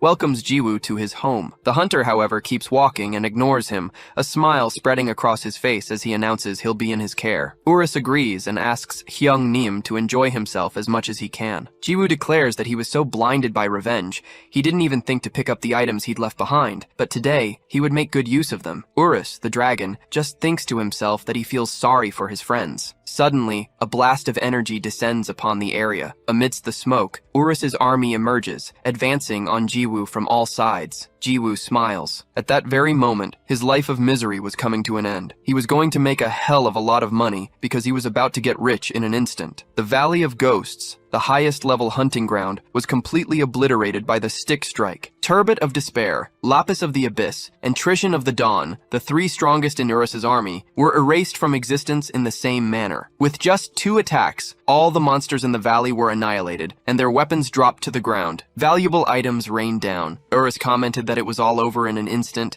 and that they had made out quite well. Jiwoo, however, questioned if it was really over, stating that it was just the beginning. Confused, Urus asked what he meant. The hunter then pointed to the smoke, telling him to look, as the monsters had already reappeared. This was a phenomenon where monsters, after being killed, would respawn after a certain amount of time. However, special entities like the two-headed dragon, Urus, did not. Jiwoo said it was his first time selling items, so he planned to repeat the process at least 100 times. And just like that, another explosion echoed through the valley. In the past, there was a very interesting lecture at Harvard University. The lecturer asked the audience if they all knew Bill Gates, the richest man in the world and founder of Microsoft. He explained that even if Bill Gates found $100 on the ground on his way to work, he wouldn't pick it up. The reason? It would be an economic loss for him. It takes 2 to 3 seconds to bend down and pick up the money, but in that time, he earns at least $150 per second. In other words, he would be losing about $200. However, back in the Valley of Ghosts, the situation was different. With all those items piled on the ground, forming a huge mountain, the time it took to farm 100 waves of monsters was about an hour, including the cooldown time. In total, the accumulated value of the items on the ground was about 15 billion won. According to the lecture, Bill Gates earns approximately 500 million won per hour. In a single moment, a young part-time worker from South Korea had exceeded the hourly income of the richest man in the world. The next day, in the city of Seoul, a saleswoman at a Gucci store was thanking Jiwoo. "Thank you for your purchase. Please come again." He walked out of the store wearing an outfit that cost over 3 million won, having also bought a new car and all sorts of luxury goods. People on the street stared at him in awe, with some commenting that it was the first time they had ever seen a Lamborghini. Jiwoo took off his 2 million won sunglasses and, as he drove away from the area, told himself it was time to show off. He floored it and crashed into a lamppost just moments later. Shocked and with a panicked expression, he yelled, "My 400 million won Lamborghini!" A few minutes later, however, he showed up with a new car, commenting, "Whatever, I can just buy another one." Meanwhile, at the Chrono Life building, Deokbai lit an expensive cigar, placing a hand on his head as he grumbled. He then told the employee to continue with the report, and the man agreed, summarizing that the company was ruined and they should flee. Deokbai asked if there was any way to unblock that bastard's transactions, but the employee stated that, at this point, it was impossible. The chairman continued to complain until his cell phone rang. He answered, already grumbling about his life. On the other end of the line, Jiwoo asked how the chairman was doing, commenting that he was on his way to spend more money and that he must know the feeling. Jiwoo taunted him further, saying he was thinking of doing a good deed and that perhaps the chairman was in need of something. Deokbai then screamed, blaming that bastard for everything. Jiwoo wondered aloud, ironically, if something had happened, then hung up. He wondered what he should buy next, since he'd already acquired all sorts of things. However,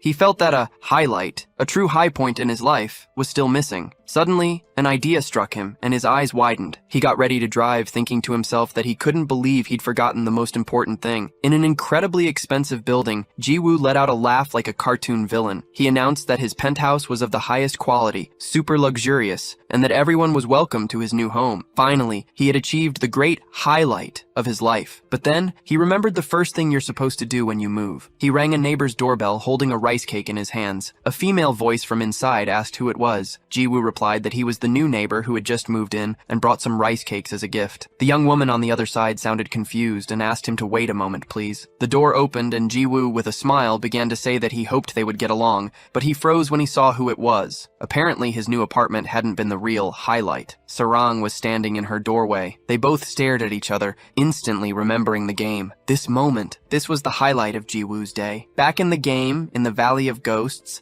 a being approached, stopping before the entire army of Urus. The being simply extended its hand and, with chilling indifference, destroyed the entire army, turning it to blood. The 3 strongest warriors of Urus's army appeared, calling him an arrogant human as they advanced on the figure. But the man simply stated that the stupid bastards couldn't even recognize their own master. He unleashed 3 spikes from his back, channeling his power. In an instant, all of Urus's strongest warriors were pierced and annihilated. That monster began to absorb them like a leech, causing all the other monsters to panic. The being remained motionless, thinking that all must perish. Now the 3 strongest of Urus's army could no longer respawn. A system notification announced that he had absorbed the target's levels and stats. The data of Urus's strongest warriors had been completely deleted. The monster just stared at them with a cold expression, remembering the moment Urus lost his first head and gritting its teeth at the memory. When Urus entered his soul form, he had wondered where his other head could be. The being then revealed its identity. It is the lost head of Urus, which exists to ravage humanity. He is Urakan. Meanwhile, the most famous idol in the industry, Han Sarang, whose name in chrono life was Amor, appeared. Jiwoo was stunned to see her, thinking that this was his first time meeting Captain Amor in real life. Han Sarang thanked him, saying she would eat it all. Jiwoo looked at her, surprised, but soon realized it was the famous Han Sarang, whom he hadn't recognized. The door closed and Sarang headed inside. Her Nuna asked what that was, and the idol replied that it was a rice cake the neighbor had given her. She glanced aside, thinking she had seen him somewhere before. She then told her Nuna to eat, and her Nuna thanked her. The two hadn't recognized each other,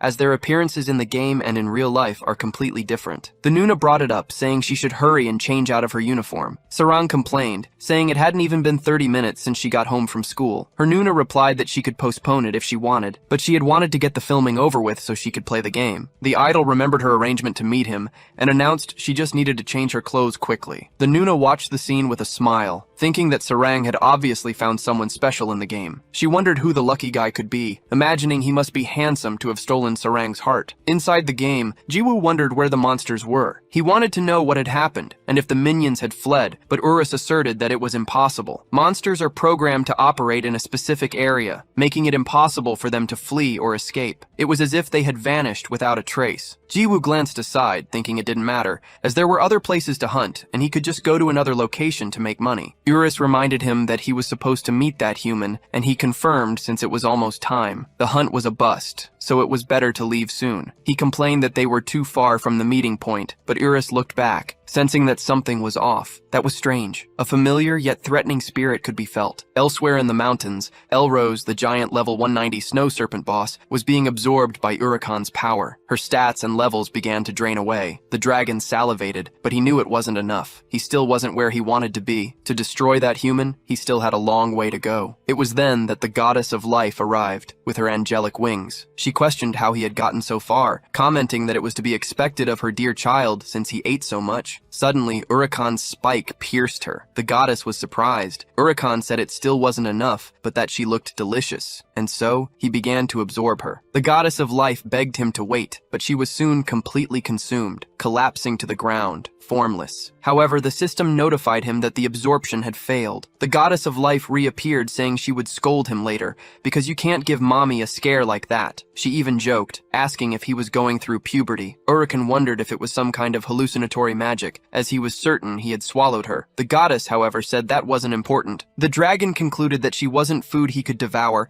and demanded to know her true nature, since they both had the same scent. The goddess of life then pointed toward a city in the distance, telling him there was plenty of food there. She told him to eat as much as he wanted. Urakan began to salivate. The goddess of life maintained her smile, watching the dragon become crazed with obsession. He spread his wings, as if in a trance, and declared that he was Urakan, and his purpose was to annihilate humanity. Then, he flew far, far away. He landed atop a building in the city. The players around them wondered what the creature was and what was was happening. Without warning, one of the players was pierced in the chest by a spike and absorbed in front of his girlfriend. In a panic, she cried and screamed in agony. All the other players were struck by the spikes, absorbed en masse by the dragon. A sickly expression crossed his face as he salivated, absorbing everyone's levels and stats. The players had become his food. The starting village, a place where both beginners and veterans gathered, filled with new users and high-level rankers, was completely deleted by the dragon. At the Chrono Life Company, an employee burst through the door, announcing they had a problem. They were receiving a flood of user complaints,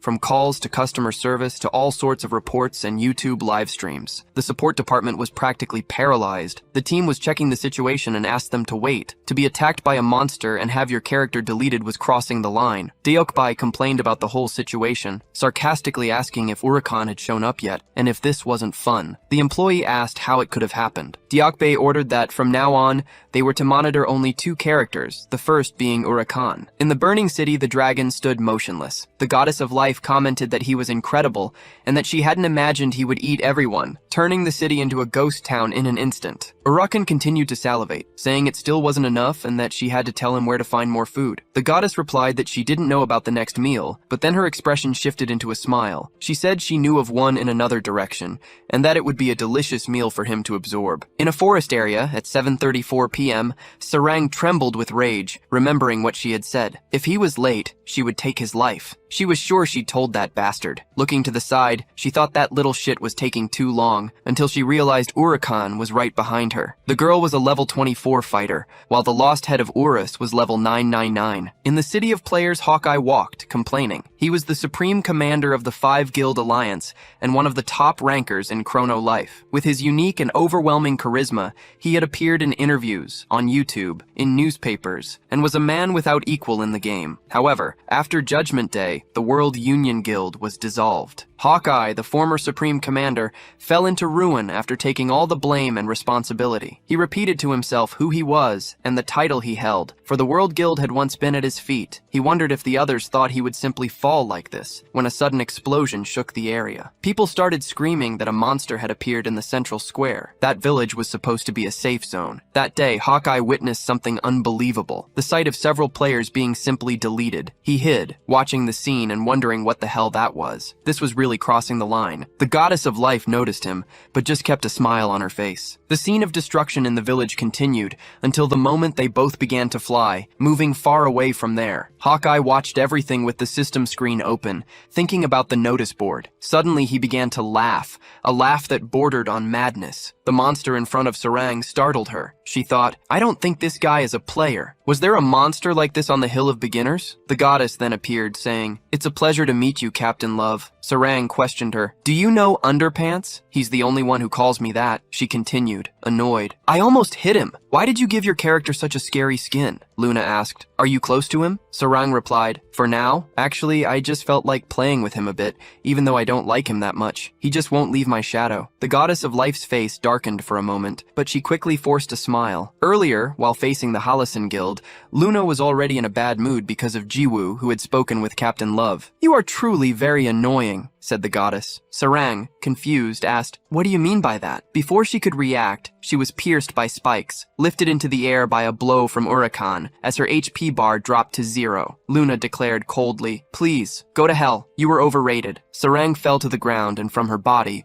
only the scarf she wore remained. Urakan absorbed the player's stats and levels, commenting, Delicious. That was quite a meal. Luna replied, Of course. After all, she was a piece of a god. Urakan seemed to question the statement, but the goddess just walked over to the scarf on the ground. That's not important, she said. Don't worry about it. Stepping on the scarf that was on the ground, she asks if they should go eat more delicious food. However, Jiwoo interrupts her, wanting to know where the sickos were going. Both turned around, coming face to face with an angry face. The goddess breaks into a smile, saying it's been a long time and asks how he is. Jiwoo, however, tells her to shut up. He warns her to get her filthy pig's foot off the scarf if she doesn't want to lose her life again. The goddess looks down at the scarf she was stepping on and moves away, saying she's sorry and that she did it by mistake. Jiwoo watches her coldly. He then turns to Urakan, calling him human with tentacles, and warns that the beating would start with him. Jiwoo raises his staff high. A blast of power stronger than any ever seen is unleashed. The dragon's face lights up for an instant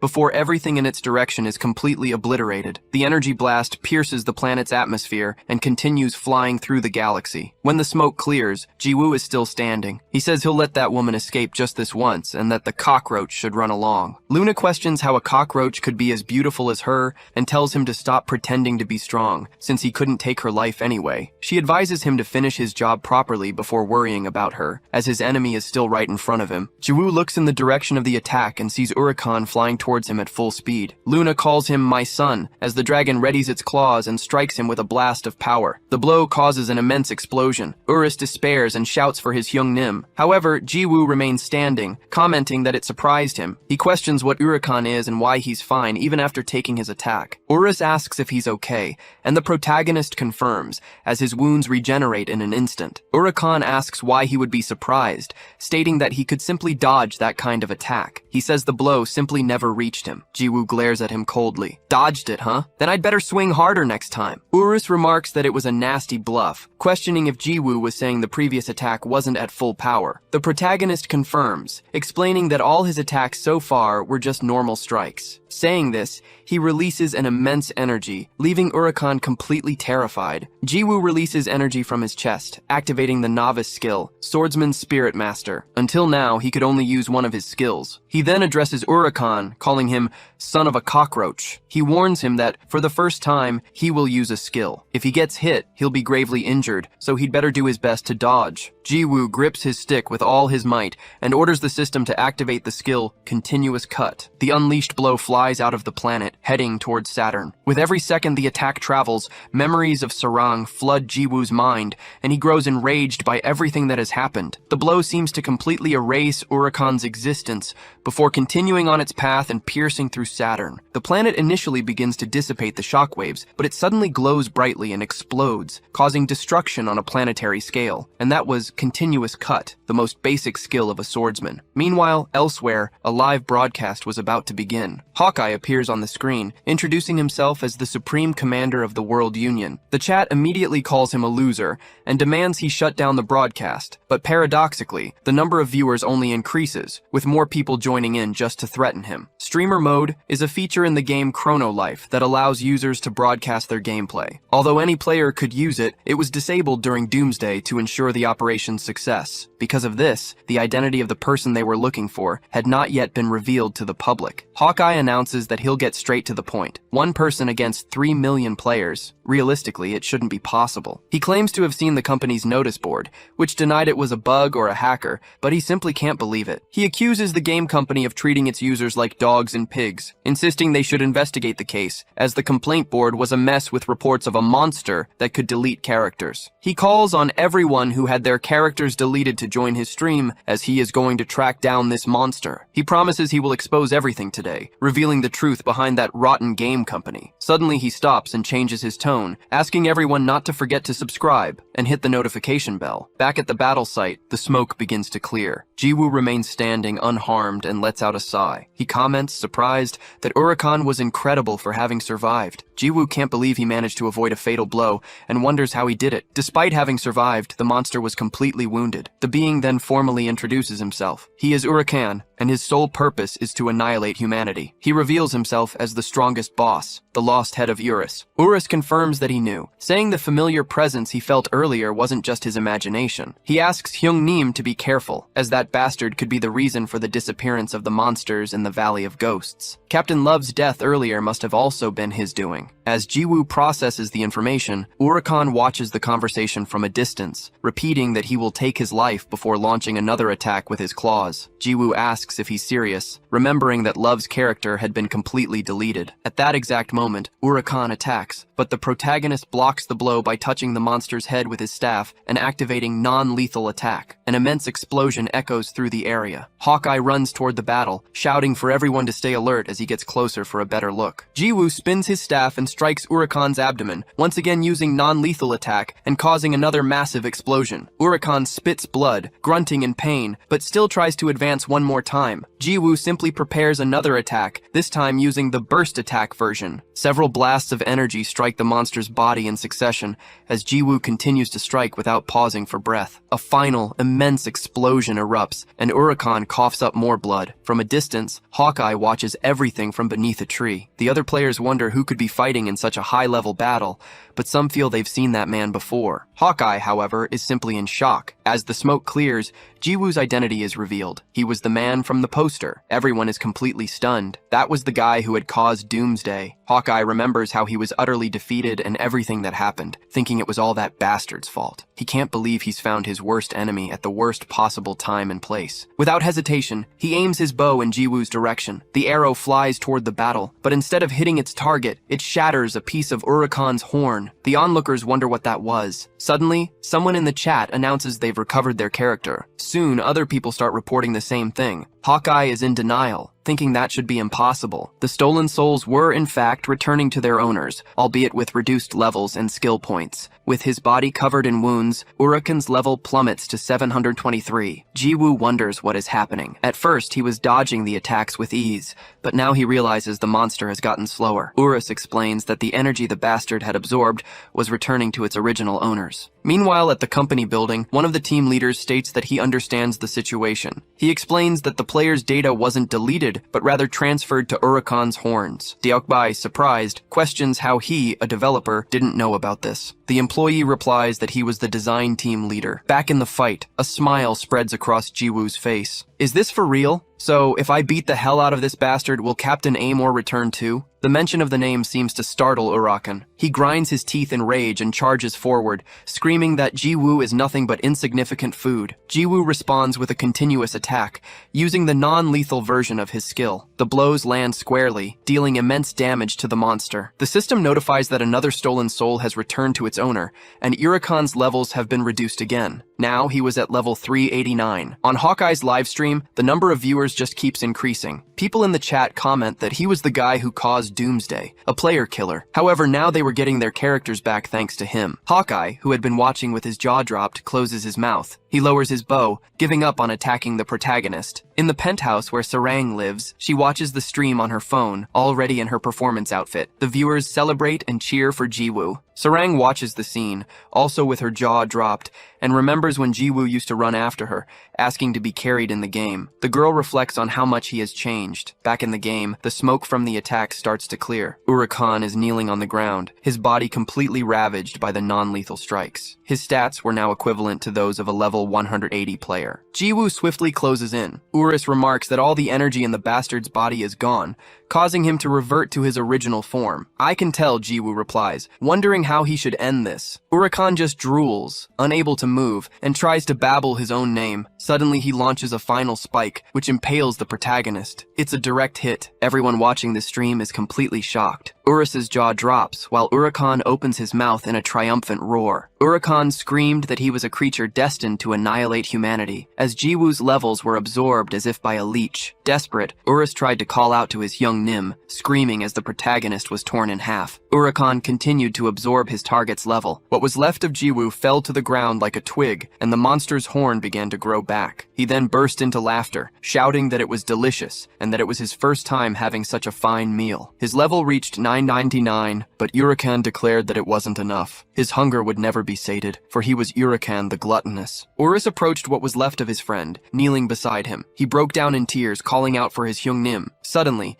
the hidden skill healing factor was activated, and the damaged parts began to regenerate. Urakan felt an immense growth in his belly and began to suffer. His belly started to crack, forming a face that stretched out from the monster, turning to stare at him coldly. The face gave a smile that left Urakan completely terrified. The creature screamed in agony, while the protagonist just laughed at the situation. A piece of Deokbei's cigar fell to the ground. Everyone wondered what that disgusting thing was. From above, Luna watched everything, completely astonished. Jiwoo continued his chilling laughter, saying that this was quite fun, and that Urakan looked like an earthworm. Urus questioned if it was really him, and the protagonist confirmed it. Urakan gritted his teeth in anger, screaming that Jiwoo was the child who existed only to annihilate humanity, and once again calling himself Urakan the gluttonous. calmness, but his shouting suddenly stopped. Jiwoo began to absorb his belly, using the matter to form his own body. His form began to reshape itself, startling Urus. Urakan could only groan in pain as he was being sucked in. Jiwoo stepped onto the ground, completely reformed. The enhanced skill healing factor recovery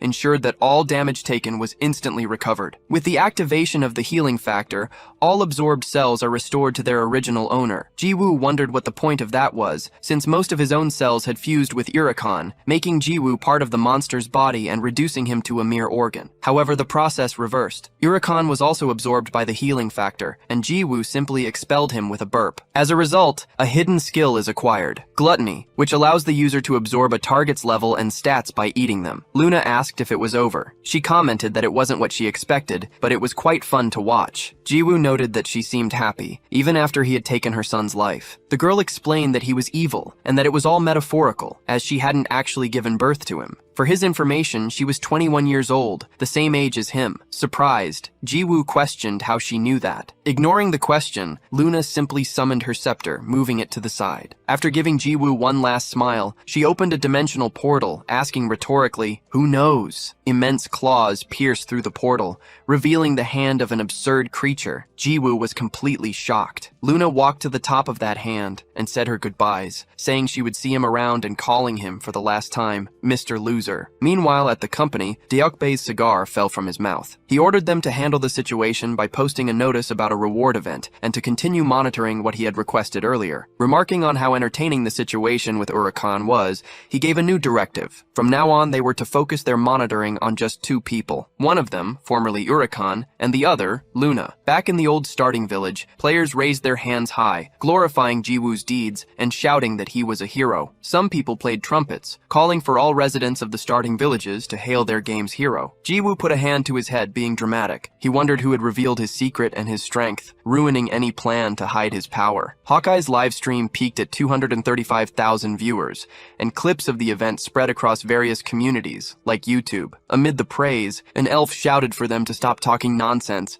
as that bastard would never be a hero. He accused him of being a mass murderer who had taken the lives of 3 million players in a short time, and that praising the most wanted criminal was insane. Hawkeye, however, interrupted him, questioning if taking players' lives wasn't the same as deleting characters and telling him to stop talking nonsense. With just one broadcast, Hawkeye became a popular streamer, being, in fact, the one who benefited most from the whole incident. Someone suggested that since he seemed to work alone, without a guild, he should join the Justice Guild. The other people there also asked the hero to join their guilds, promising that he would be treated very well if he joined them. Jiwoo got scared by all the attention and fled from the crowd that insisted he join them. Urus joked, saying that Hyungnim had become quite famous and that he should have stopped hiding his power much sooner. Jiwoo, annoyed, told him to shut up. Suddenly, he bumped his head on a golden statue. He stepped back, wanting to know what the hell that was, and came face to face with a full-body statue of himself. Both Urus and Jiwoo had utterly terrified expressions. He asked what that was, pleading for it not to be him, but Urus just confirmed that it was Hyungnim. Wang appeared behind him and asked if he liked the statue. He emerged with his guild, all of them wearing only underwear and a cloak. The man said it was worth spending a fortune to make this tribute. He really enjoyed Jiwoo's performance, and just as he thought, he truly is that guy. Wang then asked if he wasn't the one who caused the doomsday, explaining that after that day he was so impressed that he had the statue built. Jiwoo denied it, confused by his reaction. Besides, he wanted to know why everyone was in their underwear. The chairman explained that they had used everything they had to build the statue, and that the thing had cost over 20 billion. Just then, the townspeople shouted that they had found the hero. Jiwoo started running again and told the old man not to follow him. Meanwhile, in Han Sarang's penthouse, she sat on her bed, head bowed, reflecting on everything that had happened. It should all be obvious to her now. The monsters disappearing the moment she opened her eyes, and the bear rabbit that was crushed with a single blow. Even her gauntlets, which had been stolen by the Halisan Guild. He must have recovered them and given them to her after finding the guild. She wondered why he did it, why he pretended to be weak. Why did he deceive her? With a look of dread, she remembered when her teddy bear was destroyed on the floor. She was just a child in front of her father, crying in fear, scared of everything. The girl had a breakdown, remembering how he had deceived her as she tried to take off her glasses. In the end, she put them back on her face and continued to tremble, sitting on the bed. Later, in the game city, Jiwoo wore a tired expression. He commented that the people had finally calmed down and that this must be the life of a famous person. Urus, however, warned him that people were still staring at him. Jiwoo then wondered if it felt like they were forgetting something. He felt he had forgotten something important, but was surprised that he couldn't remember what it was. Han Sarang was now standing in front of him. Jiwoo called out to her, asking if she had finally reappeared. He remarked that it was no wonder he'd felt something was missing. He figured it was because she wasn't around. The people around them wondered who this girl the hero was calling out to was. No one was sure, as it was the first time they had seen her, but somehow she looked familiar. Jiwoo remembered the scarf. "I got this for you," he said, wrapping it around the girl's neck. He explained that he got it after taking the Urakan's life, but quickly corrected himself, saying he had picked it up along the way, that he'd found it on the ground. This, however, only irritated Han Sarang even more. She trembled with rage. "Don't make me laugh," she said. "That's not true. Why are you lying?" "What do you mean?" Jiwoo asked. "I don't know how to lie." Han Sarang trembled once more,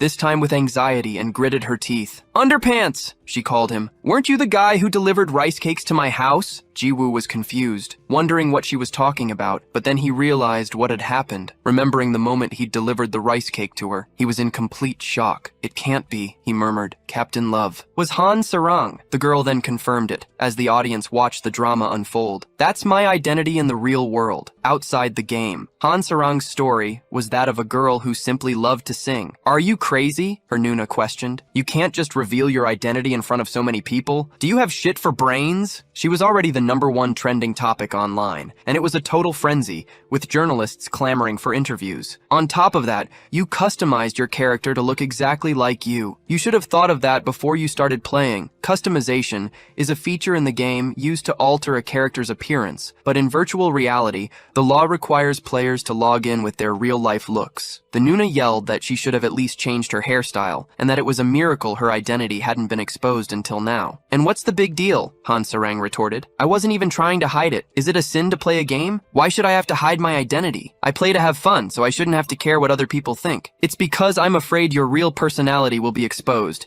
Have you forgotten you've been putting on an act for the entire nation?" said the Nuna. This only infuriated Han Sarang more. "I never wanted to pretend in the first place," she yelled. "You're the one who forced me to do it. I told you from the very beginning I didn't want to lie because I hate deceiving my fans." Then, she slammed her bedroom door shut. The Nuna just grumbled that she was such a stubborn girl. Han Sarang grabbed the virtual reality headset and quickly put it on. The system activated the device and scanned her iris. The trembling girl slowly began to calm down. The system announced that the authentication was complete, connecting to Chrono Life, in the past, at a school playground. Han Sarang hummed a tune about who drinks from the mountain spring. At dawn, a rabbit rubbed its eyes awake, but instead of washing its face, all it did was drink. Han Sarang discovered her talent for music at a young age, and surprisingly debuted in the industry when she was only 5. Genius, prodigy, a heaven-sent singer, or even a reincarnation. That's what they called her. Her debut was more glorious than anyone else's. However, a tragedy struck, as if it had been waiting for the right moment. Her flower, meant to bloom gloriously, was trampled by filthy corporate adults, and the very people who should have protected her the most were her own parents. Of course, the reason was money. It was an all-too-common problem seen throughout the entertainment industry, a tragedy that ruined a young child's life, as if she were a tragic character in some cheap drama. Just like that, Han Sarang was cruelly overworked. Various music programs, interviews, a variety of shows, and countless commercial shoots demanded her time. The reason she could handle such a harsh schedule, one that even an adult couldn't endure, was ironically because of her parents, who would always ask what the problem was, saying she can do better than this. Even while crying and fearful, Han Sarang would force an anxious smile onto her face. However, the child's small body quickly reached its limit. On stage, during the year-end special broadcast that was pulling in the highest ratings of all time, she was preparing for a spectacular final performance. Under the extreme pressure, at the very end of the show, the girl collapsed, vomiting on the stage floor as the horrified audience watched. The girl began to cough frantically, calling out for her parents in fear, but they didn't respond. Instead, they covered their faces, overcome with anger. Seeing their reaction, the already ill girl fell into an even greater panic. And just like that, the child was left with a scar she would never forget. Sitting in a verdant field, Han Sarang reflected on her life as she gazed at the landscape. She remembered the protagonist putting the scarf around her neck and instinctively clutched it. Then, Jiwoo found her, saying he'd finally located her. The girl spun around, startled. The protagonist explained that a gut feeling had led him there and asked why she had suddenly run off, admitting he'd been worried. In response, Han Sarang simply told him to get lost. Jiwoo was completely confused by her reaction. He asked what was wrong, and Urus commented that she must be angry. The Hyungnim didn't understand that she was furious because he had deceived her by hiding his power. Jiwoo asked what he should do now, and Urus advised him to apologize, since lying to her had been wrong. The protagonist starts to cough a little, calls for the girl, and apologizes. He explains that he never meant to deceive her,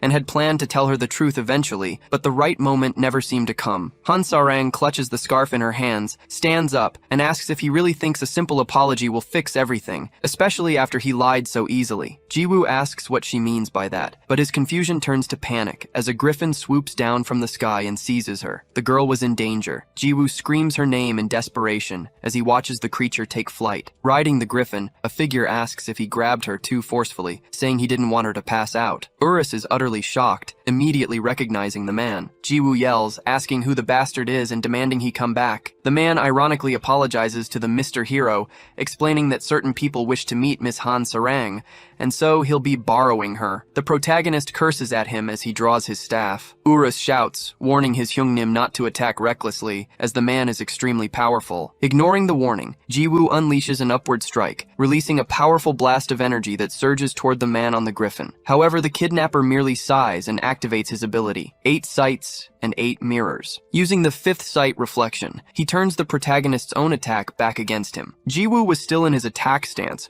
when his own blast came hurtling back at him, leaving him completely stunned. The energy hits him head-on. The explosion is so powerful that the shockwave devastates the landscape and extends beyond the atmosphere. Everything to Jiwoo's right is annihilated, including his own arm. Urus screams for his Hyungnim, desperately asking if he's all right. The protagonist had just sustained a critical injury, and his healing factor activates immediately. A new arm grows in its place. Jiwoo looks up, filled with rage. Urus asks if he realizes now that this person is no ordinary human. The man's name was Habayak, and he is in existence just like Urus. Jiwoo questions if in that case he shouldn't be a weakling. However, Habayak's mirror shatters. He is completely surprised by this, but soon a smile spreads across his face as he says that Jiwoo is truly incredible, the first to break his defense since that person. However, he declares that a mere human does not deserve to possess the fragment of a god. In a hidden tower in the western forest, Han Sarang wakes up and quickly backs away, demanding to know what the hell was going on, who he was, where she was,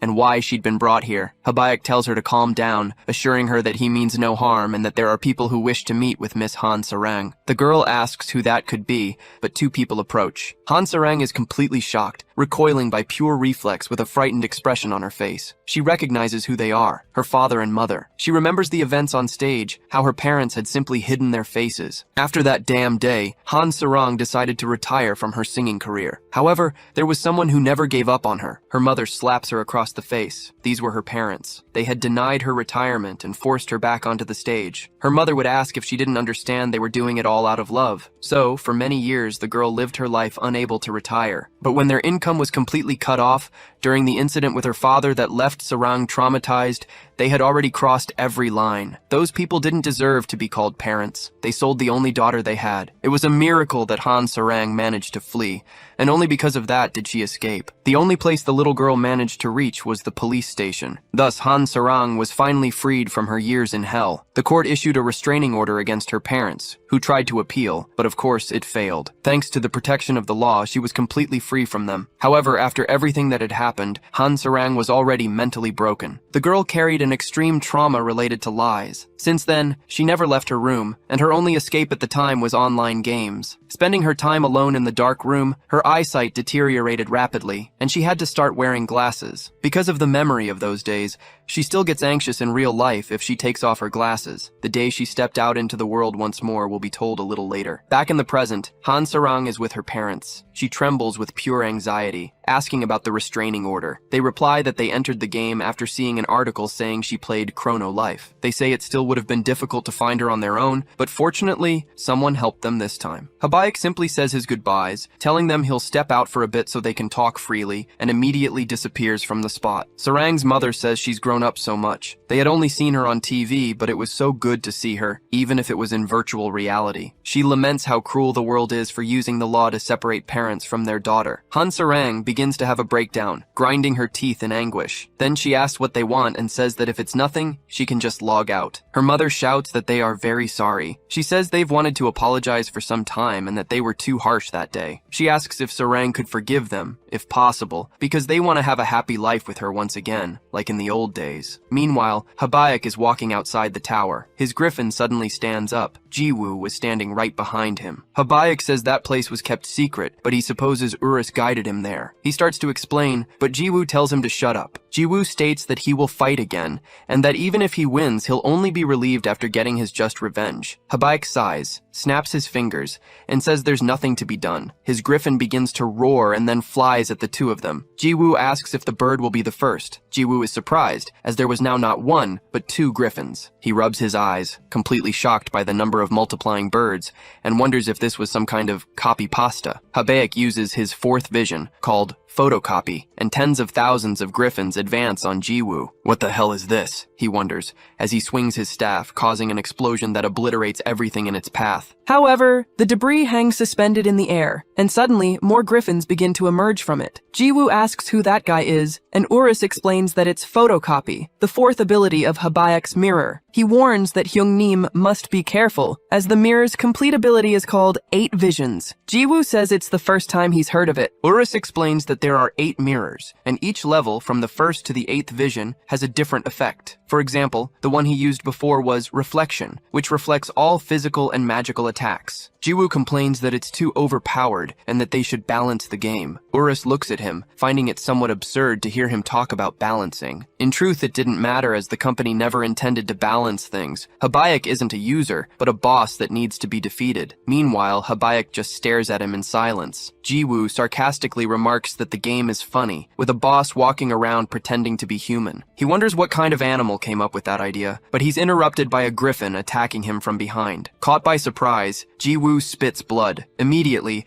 the other griffins shoot fireballs, launching them all at the protagonist. Despite the powerful attacks, Jiwoo remains standing, complaining that they scared him for a moment. Then he rises with his staff in hand and uses his skill, Continuous Cut. The griffins in front of him begin to dissipate. Habaek, however, just sighs once more. He says it's useless, no matter how many Jiwoo defeats, since he can copy as many as he wants with photocopy. To prove his point, other griffins appear in place of the old ones, growling at the protagonist. Jiwoo asks if he's being serious and realizes that to win, he also needs to shatter that mirror. Habaek, in turn, just maintains his evil smile. Jiwoo uses Continuous Cut once more, eliminating all the creatures. However, as soon as the griffins are reborn, he unleashes another barrage of continuous cuts. After repeating this action a dozen times, planet Earth begins to emanate many beams of light and tremble with each continuous cut launched. Finally, the mirror cracks a little. Habaek is completely surprised by this, wondering who this guy was. Jiwoo simply pointed the stick at him,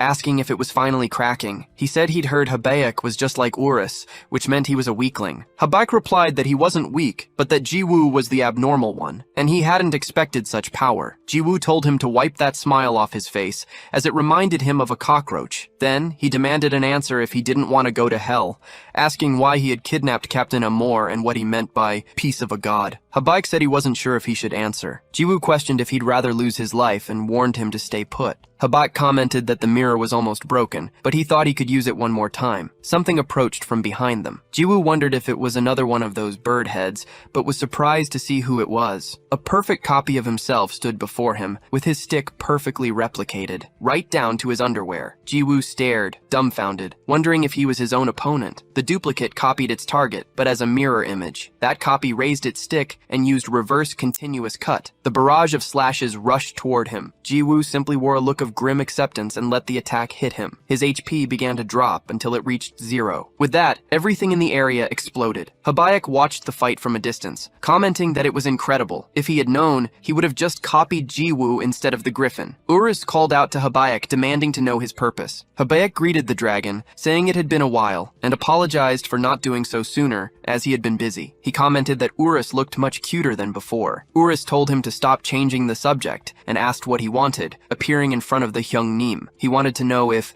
that person had sent him. Habaek called Urus by name and asked if he could pinch his cheeks just once, to which the dragon called him a piece of shit. Suddenly, something on the ground began to grow. The pieces of flesh writhed rapidly, taking on a sinister form. Habaek questioned what it was, while Urus wondered if everything was starting all over again. The healing factor activated, and Jiwoo's health was fully restored. He walked forward, fully recovered, but his body still twitched like a character from a horror movie. Suddenly, the newly formed figure called out to Habaek, startling the villain. Jiwoo's copy appeared behind him. Jiwoo turned and said, "There you are, you damn imposter!" The copy just stared at him in silence. Urus commented that the clone looked even more like a fake than the original, but Jiwoo told the dragon to shut up. The copy grips his staff tightly and unleashes a downward slash against the protagonist.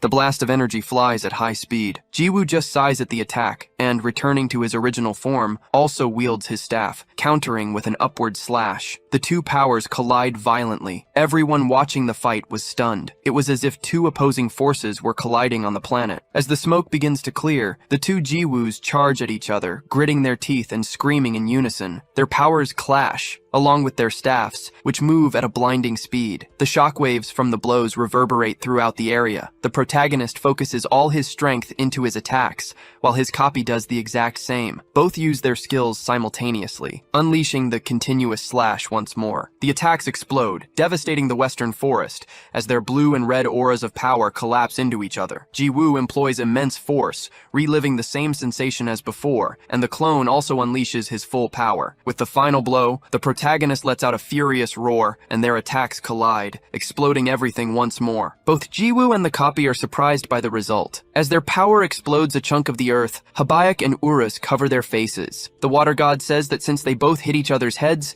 the blow must have destroyed them both, but Urus just calls out for his Hyung Nim. The smoke from the site begins to clear, revealing both the copy and the protagonist writhing on the ground as shapeless masses, using their healing factor to become human again. Habaek comments that while they aren't insane, it seems this is the only way they can recover. Both return to their normal forms and charge towards each other, their forces colliding once more. The blue and red explosion engulfs the mountain, as their spectators continue to watch from a distance. Urus says it was about time Habaek answered why he was hindering Hyung Nim, and why he kidnapped Captain Love. Habaek keeps a smile on his face, saying that, as expected, Urus knows nothing and tells him to pay attention to the others. He continues, stating that not even that person can act carelessly around him, the strongest being in chrono life. This was the proud Urus. Habaek then says he would also like to ask something. Why was Urus, who never had any interest in anything in the world, accompanying a mere human? Why? Urus repeats, wondering if Habaek still hadn't realized. His colleague says that in any case,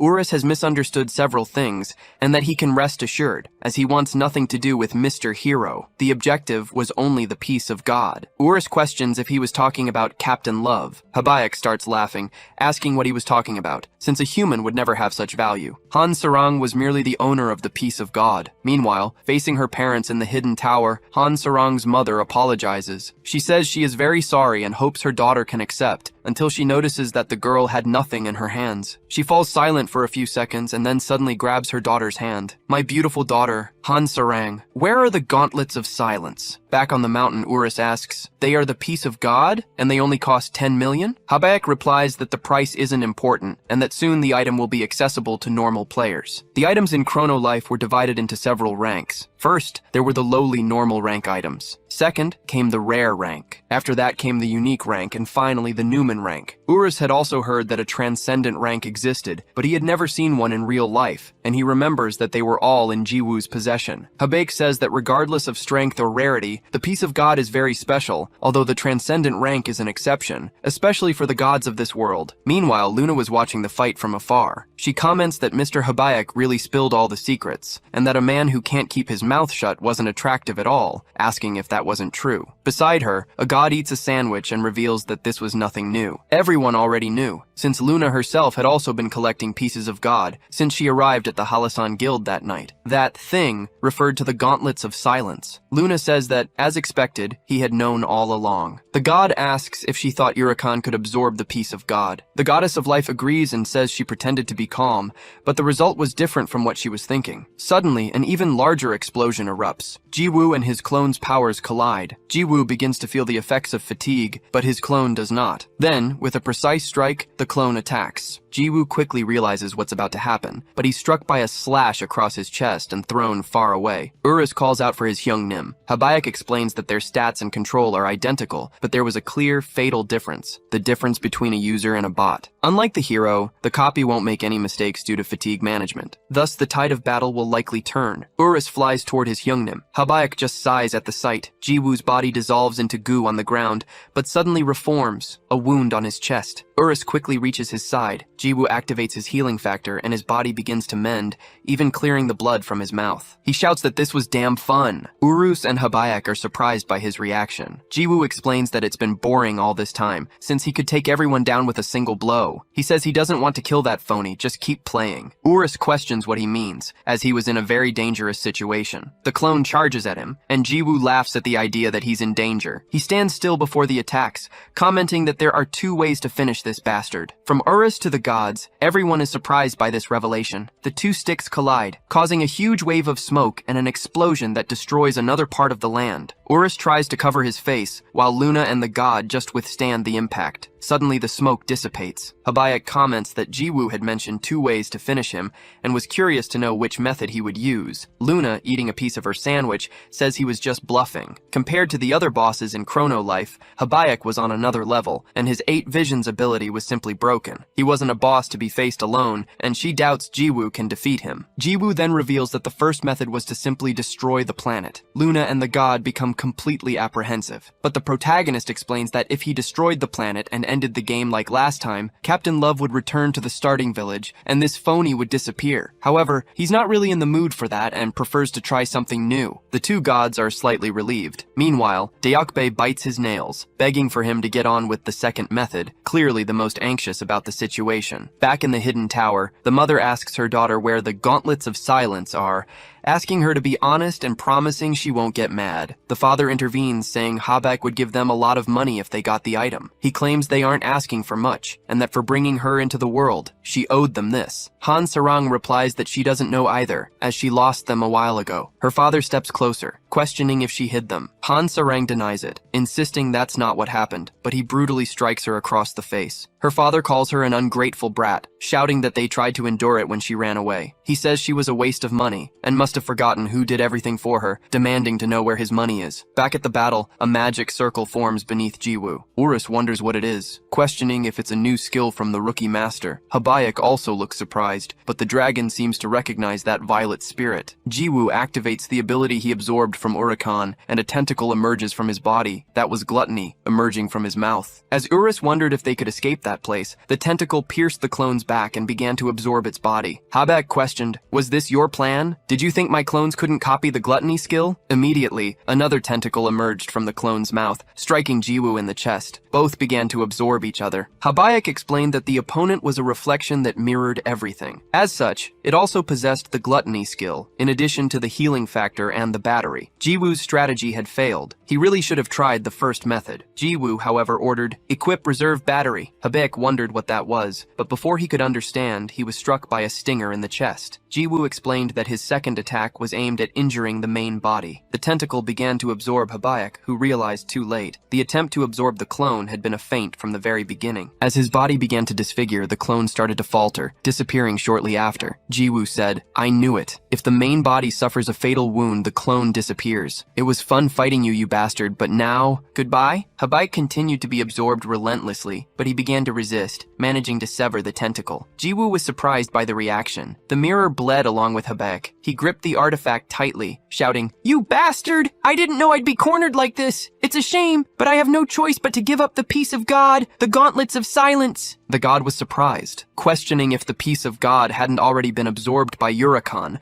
and if Habaek was unaware. Luna denied it, admitting she hadn't told him. Habaek flew high into the air, announcing he would retreat for now. Jiwoo retracted his tentacle and taunted, "How dare you leave? You're just a loser giving yourself permission to flee." "You're right," Habaek agreed. "The loser should run with his tail between his legs." With that, he threw the mirror toward Jiwoo, who acquired the artifact imbued with one of the 8 visions. Jiwoo questioned the gesture, and Urus was surprised that Habaek had given him the item. Habaek told him to accept it, considering it a reward for defeating the raid. He explained that it wasn't a formal reward, but something he would have given him anyway for being spared. Jiwoo asked why he would do that, since he could get better items by taking his life. Habaek agreed, but explained that he needed to be alive for the mirror to work, which was why it was better to let him live. With that, he bid farewell and left. Ownership of Habaek's mirror was transferred, and Jiwoo was now its new owner. He, however, just shrugged, thinking it didn't matter. His main objective in the first place had been Captain Love, not the man with the mirror. Inside the hidden tower, in the same room as before, Sarang's father continued to assault her. He yelled that she was an ungrateful brat and had no idea of the suffering they had gone through because of her. He demanded that she obediently listen to her parents, calling her rebellious, and asked if she had forgotten who brought her into this world. The girl fell to the floor, keeping her head bowed. The old man sighed, tired, but then a smile spread across his face. "That's right," he said. "Now that it's come to this, we no longer need the gauntlets of silence. From now on, we can just take the money from him." Sarang thought she couldn't take it anymore. Her mother approached and said this was a game and that the court's protective order didn't work here. She couldn't even run away. As Sarang clenched her fists, her mother commented that their family would be together forever. The girl, however, simply pleaded in her thoughts for someone to come and free her from this hell. "Are you guys idiots?" Jiwoo's voice interrupted the scene. "She can just stop playing the game." Everyone turned in his direction. The mother questioned who he was and how he dared to interrupt them. "Underpants guy," Sarang thought, recognizing him. The father recognized him too. "It's the guy from the video, that useless bastard who was touching Sarang," he yelled, but was struck before he could finish the sentence. Jiwoo had used his skill to attack without taking a life. "Even if I'm rude, I'm at least polite to my elders," he said. "Of course, selfish old geezers like you are an exception." Urus, watching, wondered if Jiwoo hadn't been just as informal with the Ajusis from the Halisan Guild. "We're Sarang's parents!" the father shouted, recovering. "Bullshit," Jiwoo retorted. "In what world do parents beat their children and extort money from them?" The mother intervened. "Ask Sarang herself. We really are her parents." Jiwoo sighed in frustration. "I hate it when people bring reality into the game. There's no point in playing video games if it's going to be like this." The mother said that's why kids who play video games these days are like this. Jiwoo turns to Captain Love. "Why are you just sitting there after taking a beating like that?" The girl turns to him. "Don't hold back. Go all out. You have the highest level here." Sarang is surprised by his words. "They really are my parents." How disgusting. Being realistic in a game. "That's pathetic," Jiwoo says. "Just by looking at them, I can already tell what kind of family you have. But if you're going to be a loser in here too and run away like you do in real life, then why are you even playing?" Sarang grinds her teeth. "What do you know, you little brat? You don't know anything," she shouts, crying. "I've been enduring it all this time." The mother lunges forward to slap her. "What do you mean? Don't you know we're the ones who've been enduring it? Whether it's in reality or in the game, we're still your parents." Sarang grinds her teeth once more. Jiwoo comments in disbelief that her mother is truly heartless for trying to strike her again. Goodbye. Captain Love is very strong. Even without a weapon, with her bare hands, her punches will hurt a lot. Encouraged, Sarang runs toward her mother, who backs away, frightened and grinding her teeth. Bad memories from her childhood flood the girl's mind. Sarang charges forward with a clenched fist, crying, and lands a direct hit on her mother's face, sending her flying from the impact. Sometime later, Sarang appears in an interview about her, a famous idol, being a player of the game. "Yes, that's me. I've been enjoying Chrono Life a lot all this time." The interviewer comments that the game is quite realistic, and asks if she doesn't mind taking the life of even a rabbit. "Of course I can pummel the monsters.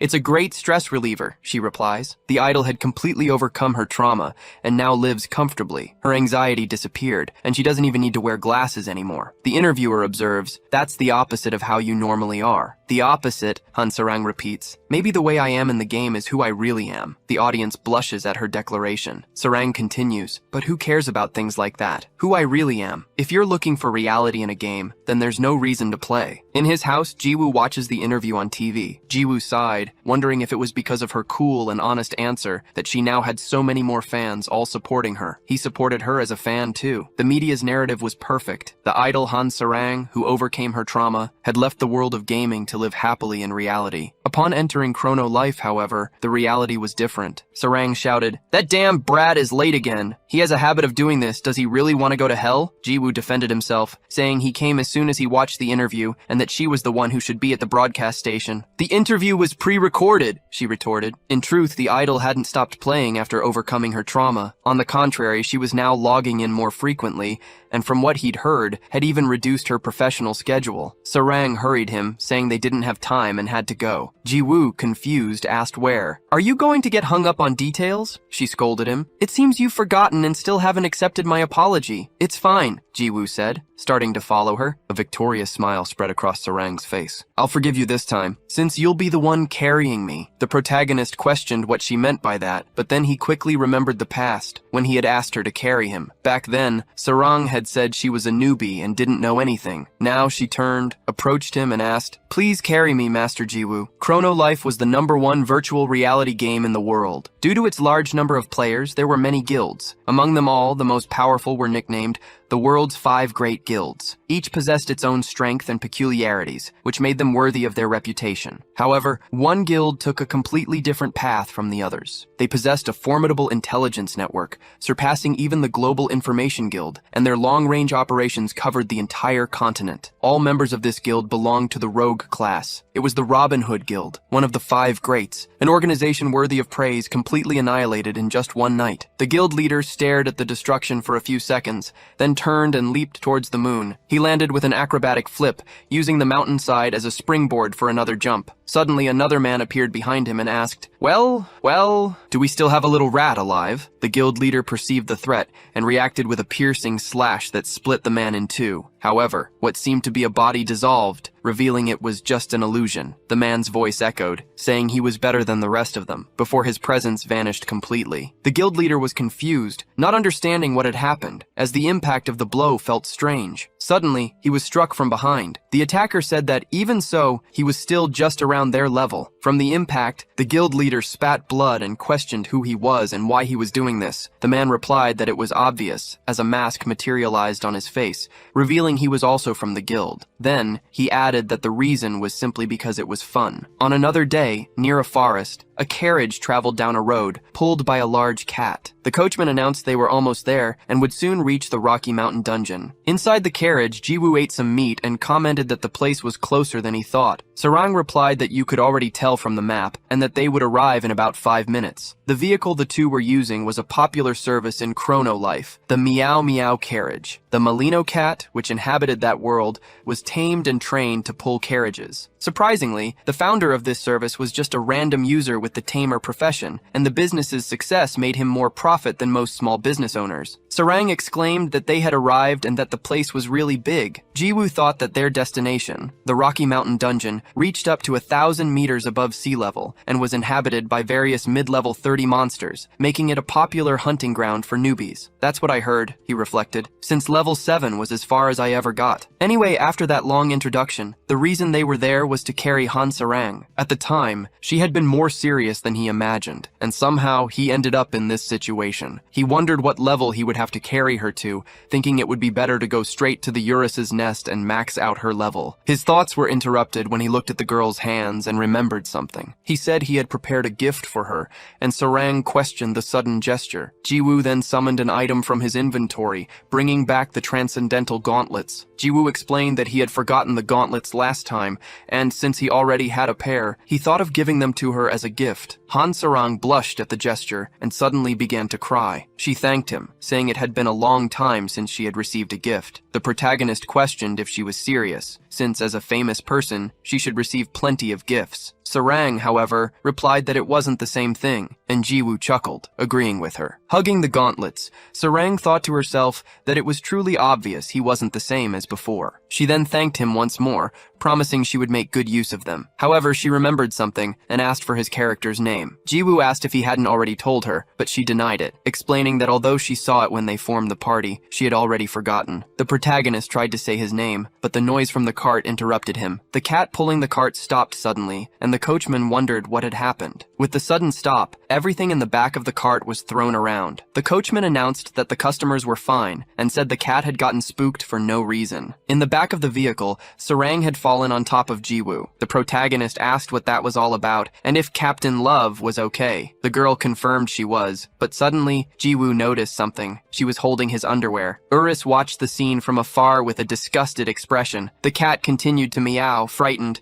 and the coachman asked it to calm down, wanting to know what had happened. Standing in front of the cart was Hong, completely injured. She excused herself and asked if they could help her. Everyone turned in her direction, and the protagonists were confused. Hong began to explain that the one responsible was a man she had never heard of. She didn't know his level, and even his class was a mystery. The only thing she found out was his character's name. She was sure of only one thing. He wasn't just any ordinary user. Apparently, he could copy items, as he had manifested an exact copy of her Haho mask right in front of her. His character's name was Passive Boy. Sarang thought that she had never heard that name before. Urus, for some reason, imagined a carrot in place of this character. Jiwoo said he wanted to ask something, and Hong allowed it. The protagonist then asked who she was. Sarang intervened, saying that she was the leader of the Robin Hood Guild, and that even little kids knew her. Urus added, recalling that he was there the day she defeated 3 million players. Jiwoo, however, replied that everyone has their own problems, and that her guild being attacked by some random psycho wasn't a reason for him to help her. Hong then removed her mask, and bowing asked for forgiveness, saying that it was she, personally, who was asking for help. Despite her not even having introduced herself properly, Jiwoo commented that she was persistent, but that he still had no reason to help her. Hong, who was actually a very beautiful girl, introduced herself once more. Suddenly, Jiwoo changed his mind. Who cares about the reason? Helping people in need is my hobby and my specialty. Sarang just thought, what a scumbag. Hong thanked him for agreeing, assuring him that he would definitely not regret this decision. She then revealed that the problem was also related to him, which surprised Jiwoo. Meanwhile, at the Chrono Life building, an employee announced it was time to leave, telling the colleagues from the infrastructure support team that everyone should go home. A man replied, envious, that they still had to work overtime. The team leader questioned this as they didn't have permission. Seo Seung-won intervened, telling them to leave their work and go home, as he would do the overtime alone. A colleague joked, suggesting he still hadn't made up with his wife. After the joke, everyone said their goodbyes and left. Seung-won was left alone in the office and sighed, a smile on his face. Bunch of damn idiots. He grumbled that those bastards only knew how to play dumb, criticizing Gen Z. To him, they took advantage of everything life offered, and because of that, they were ruined, destined to live a poor life forever. Saying this, he put on his virtual reality glasses. Now that they're gone, it's time to make some real money. The device verifies him and connects to Chrono Life. The GM's private line is identified, revealing him to be Passive Boy himself. Once inside the game, the man flies over the mountains. He says the time has come and summons his item, a powerful red sword. This is the Executioner's Blade, level 99, a unique item of incredible power. Seung-won smiles. It's time to work overtime. Everything he has is at the maximum level. The master level, the highest tier, is something that not even professional players can reach. And it is at this level that one can obtain the highest rank items, the Transcendental rank. This information leaked and became a hot topic among players. However, no one had ever seen one of these items. Sarang thinks in shock that she's seeing a real weapon, straight out of a legend, the Transcendental gauntlets. She's completely frozen by the sight. She calls out to Underpants, saying she just wanted a closer look, but now she wants to put them on. In disbelief, she asks if that is really a Transcendental rank weapon. Jiwoo casually replies that she can use it, as he has several of them. The girl swallows hard. She equips the Transcendental rank weapon,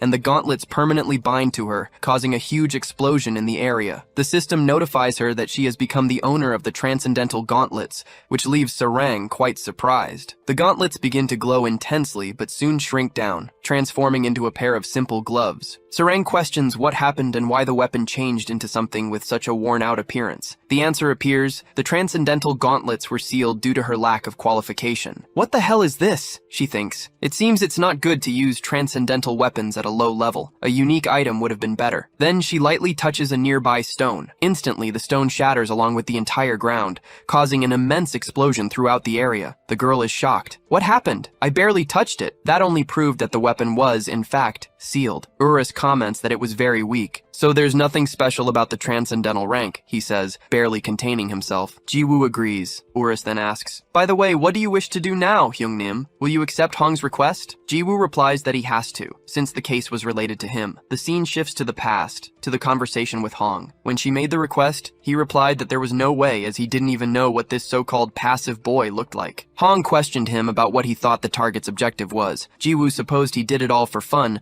but Hong stated that this was obviously a lie. His objective is money. He copies items and sells them for a profit. According to Guild intelligence, we've heard he's a merchant player. Furthermore, he has been selling several items from Urus's nest recently. And despite the problem with the decline in value, what he does isn't illegal. However, his actions are an abuse of authority. Jiwoo asks what she meant by that, and Hong continues her explanation. Anyway, this is where you get involved. If we leave Passive Boy alone, the game's economy will collapse, and Chrono Life will fall into ruin. Jiwoo scratches his nose, wondering if she was serious. But what's the problem? Just report him to the customer service center, then his account would get banned. Hong laughs. You're more of an idiot than I thought. Jiwoo bristles. What did you just say? The girl explains that the customer service center won't solve the problem. As soon as they reported it, they would just get an automated response. Hong climbs onto her carriage, saying, you're the only one who can stop him in this game, since you're the one who defeated the World Union Guild all by yourself. Then she jumps from the carriage. I'm counting on you. Before the game gets even more ruined, you must find the passive boy and destroy him. Back in the present, the young man complains that it's a pain,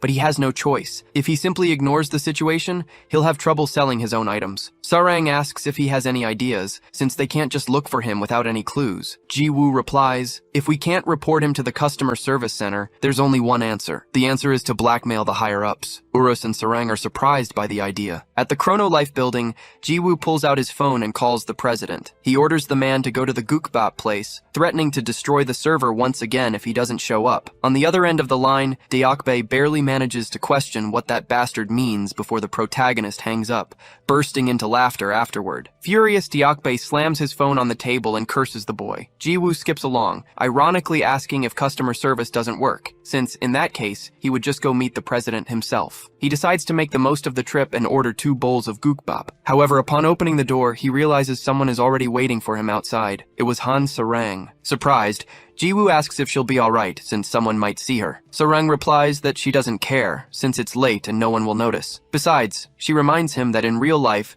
he should call her by her full name. The girl then sends a message to her Nuna, telling her she was going for a walk. On the other end, the woman, who was in the shower, complains that the damn girl didn't even give her a heads up. At the Gukbap shop, Deokbae angrily throws the door open, shouting and looking for that bastard Lee Jiwoo. He wonders how a brat dares to call him like that, without the slightest bit of respect. He then spots the two of them sitting at a table, eating peacefully. Deokbae approaches and grabs Jiwoo by the neck, calling him an ill-mannered imbecile for daring to order around someone older. His attention, however, is drawn to the girl at the table. He asks who she is and if she's Jiwoo's girlfriend. Before Sarang can answer, Jiwoo cuts him off, asking if he's gone crazy, because that was the nation's biggest idol, Han Sarang. He warns him that if he keeps talking nonsense, he'll be cursed by her fans. Annoyed by the boy's tone, Deokbae tightens his grip on his neck. At that moment, Sarang slams her hand on the table, asking if they can just get straight to the point and stop this nonsense. Jiwoo agrees, and Deokbae, noticing her seriousness, finally lets him go. Jiwoo then orders another bowl of food for the president. Deokbae is surprised to hear the reason for the meeting. Item duplication. He thought it was something truly important, and says they must think the game is a piece of crap. He argues that the government's authorization wasn't for nothing,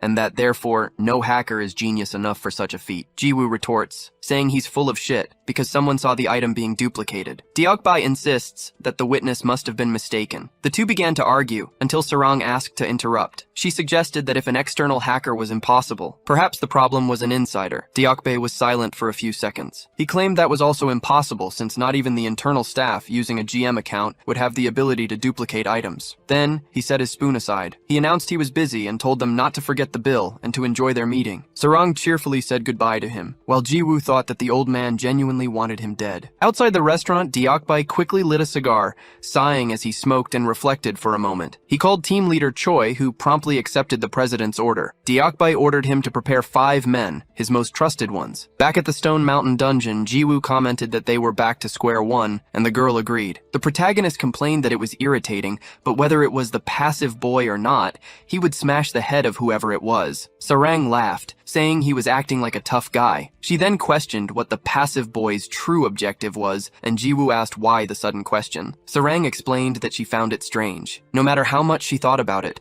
if the motive was money, there had to be a specific reason to attack the Robin Hood Guild. Jiwoo said he had no idea. Maybe they just had a lot of expensive items. Sarang replied that was exactly why it was strange. If duplicating items was possible, he could sell anything. She wondered why he went after normal players, and especially against the Robin Hood Guild, which had the best information. Jiwoo was surprised by her line of reasoning. Still, he answered that he had no idea. Sarang said she wasn't surprised, and Jiwoo shot back that she hadn't gotten any smarter. Suddenly, an explosion went off beside them. What was that? What happened? The girl questioned, looking at the immense cloud of smoke. Sarang commented that it seemed to be on the same level as his attacks. Jiwoo ran toward the location, while the girl just screamed her friend's name. At the sight of the explosion, Habaek was on his knees on the ground. He was completely wounded and missing one of his arms. Seungwon burst out laughing, saying he was nothing compared to the rumors. The one and only Habaek. The boss questioned why he was doing this, stating that as the coordinator of this world, he was sure such behavior wouldn't be tolerated. He wouldn't be able to handle the consequences if he were caught by the higher-ups and wouldn't be safe anywhere. Seungwon grabbed him by the neck. He called him an arrogant AI, a mere fragment of data that dared to challenge him. If he took the life of a unique boss like him, there wouldn't be a reset, but a permanent deletion. If he didn't want to go to hell, he'd better answer. He wanted to know where Habaek's master was. Habaek laughed at the threat. He asked if Seungwon really thought he would talk. Furious at Habaek's attitude,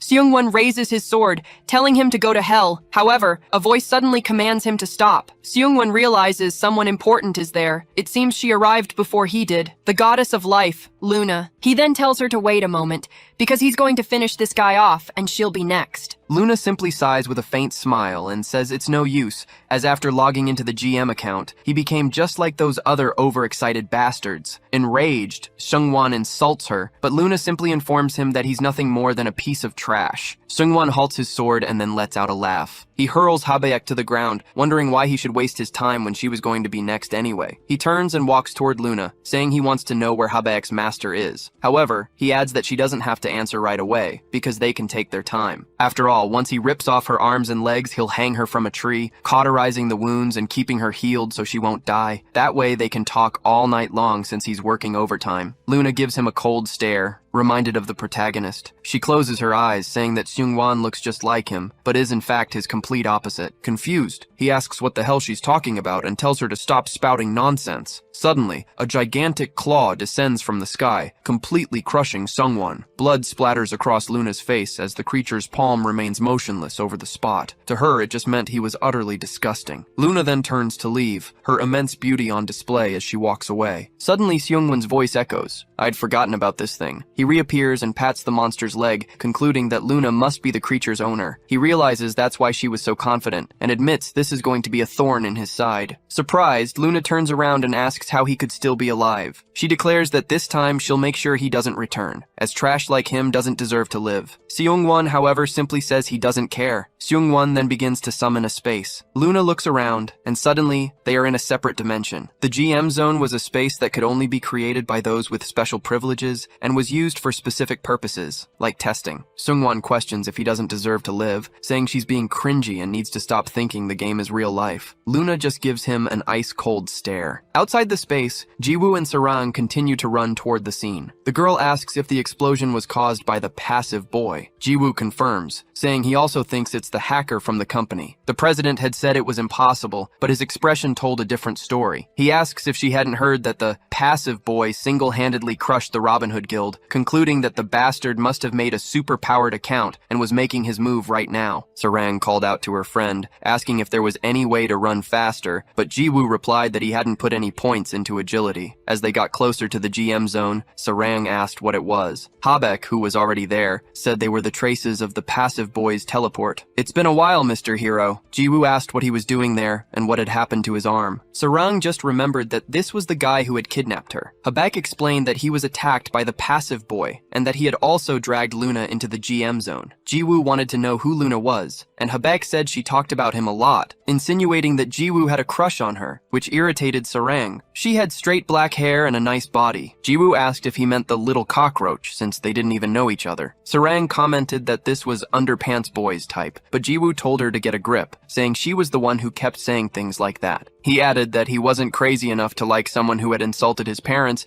and that he wasn't interested in the slightest. The girl was visibly relieved by his answer. Habaek questioned, "So what? That doesn't matter." Urus, who was just watching from a distance, thought they were cute. Then, Habaek coughed up more blood. Jiwoo asked if he was okay, since he looked like he could die at any moment. Habaek confirmed that he was not okay at all, and asked the hero for a little help. Jiwoo questioned why he should help him, since he could just easily take the drop. Sarang agreed, saying they should split the drop. Habaek asked if they were sure, because if he died, the mirror he had given them would disappear too. Jiwoo immediately touched his shoulder, telling him to relax, as he would heal him no matter what. Sarang asked how he planned to do that, since he hadn't brought any healing potions. Jiwoo just said that it was fine. Then, he began to emanate his power. Jiwoo activated one of the Master Rookie's unique abilities, the Cleric class heal. He then decided to use the skill, but it only recovered HP. Suddenly, Habaek's health began to regenerate, 1 point at a time. Habaek asked if that was really a heal, as it felt like he was taking damage. Jiwoo replied that maybe he should have invested a little in intelligence. He then asked what would happen to his arm, since even though the scar would disappear with full health, the damaged body part could only be restored at a tavern. Habaek explained that only happens to players. Monsters like him only get their bodies back after respawning. The protagonist says he'll take Habaek's life with a single blow so he won't feel a thing, but Habaek asks him to wait. He reveals that he's a unique boss, and even if he loses his life, he can't respawn. Jiwoo, shocked, asks what the hell he was talking about, exclaiming that this was a terrible game. Habaek calms him down, saying there are only a few unique bosses like him, and that it doesn't affect the entire game. For his information, Urus is also a unique boss, and the dragon confirms it. That's why he so desperately asked to be saved. Besides the two of them, Luna is also a unique boss. Jiwoo is surprised to hear that, questioning if that cockroach was really a boss. Meanwhile, back in the GM zone, an explosion suddenly erupts. Seungwon charges toward Luna, shouting for her to go to hell. The girl, however, remains standing in her place, challenging him to attack. The blow causes an immense blast of energy. Without hesitation, Seungwon moves in for a second strike, which also explodes with the same intensity. Luna warns him that it's no use. Flying through the sky with an angry expression, she declares that she is the goddess of life and that a mere human like him could never take the life of a god. Seungwon, however, cuts her off, saying he can't hear a thing. Luna becomes visibly irritated by the interruption. Seungwon calls her childish, saying she thinks she sounds cool when she says those things. He explains that he's been with the company for years and already knows her abilities. Furthermore, he saw the fight between her and the protagonist,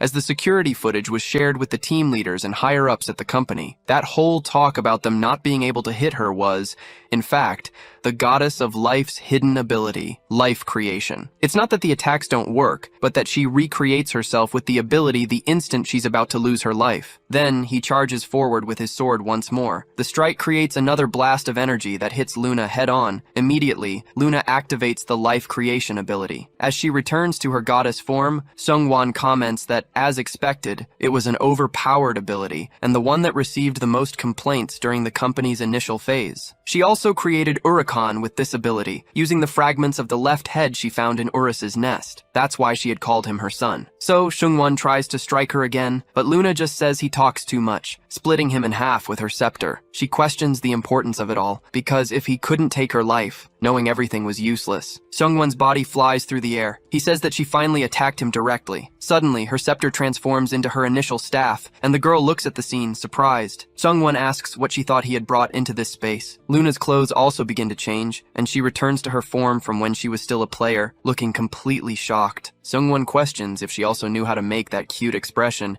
as he thought she was nothing but a bitch. Striking her with his sword, he says that if he takes her life, Habaek's master will definitely appear. So, farewell, unique boss, goddess of life, Luna. In a rather fancy bar, a table was filled with expensive drinks. Seungwon quickly takes a gulp, then slams the glass on the table while saying that drinking after a few hours of overtime was great. His subordinate comments that he worked hard, and that now only the final step remained. Seungwon Sungwon denies it, because that bastard Habaek didn't call his master. The subordinate argued that at least he had taken Luna's life, and that should have made Habaek's master appear. However, Sungwon revealed he couldn't take her life. His subordinate was shocked, and Sungwon kept his gaze lowered, but said it didn't matter, as there were other ways to meet him. The subordinate admitted there was something he couldn't get off his mind, wanting to know who Habaek's master was. Seong-won asked if he had been working for him without even knowing that. The young man replied that he'd been working for him without asking questions since university. Seong-won set his glass on the table, explaining that, basically, he was one of the main story bosses in Chrono Life. The greatest merchant, the disaster of sloth. The subordinate questioned if that monster was a merchant, and Seong-won confirmed it, saying that kind of freedom was common in Chrono Life. His friend said he'd heard of that before, and that Urakan was known as gluttony. Seong-won asked if he didn't even know that, as they were the 7 deadly sins from Catholicism, a concept frequently used in movies, manga, and games. Pride, greed, envy, wrath, lust, gluttony, and sloth. These sins are the root of all others, and are called the 7 deadly sins. The subordinate asked if that wasn't plagiarism, and if Chrono Life was just being lazy, but Seong-won retorted that he was the idiot. The concept of the main story bosses was exactly that. Urus of pride, Urakan of gluttony, Riot of sloth, and Luna of lust. The employee grew agitated, saying that damned woman was also a main boss. He argued that if a character like that were just some random player,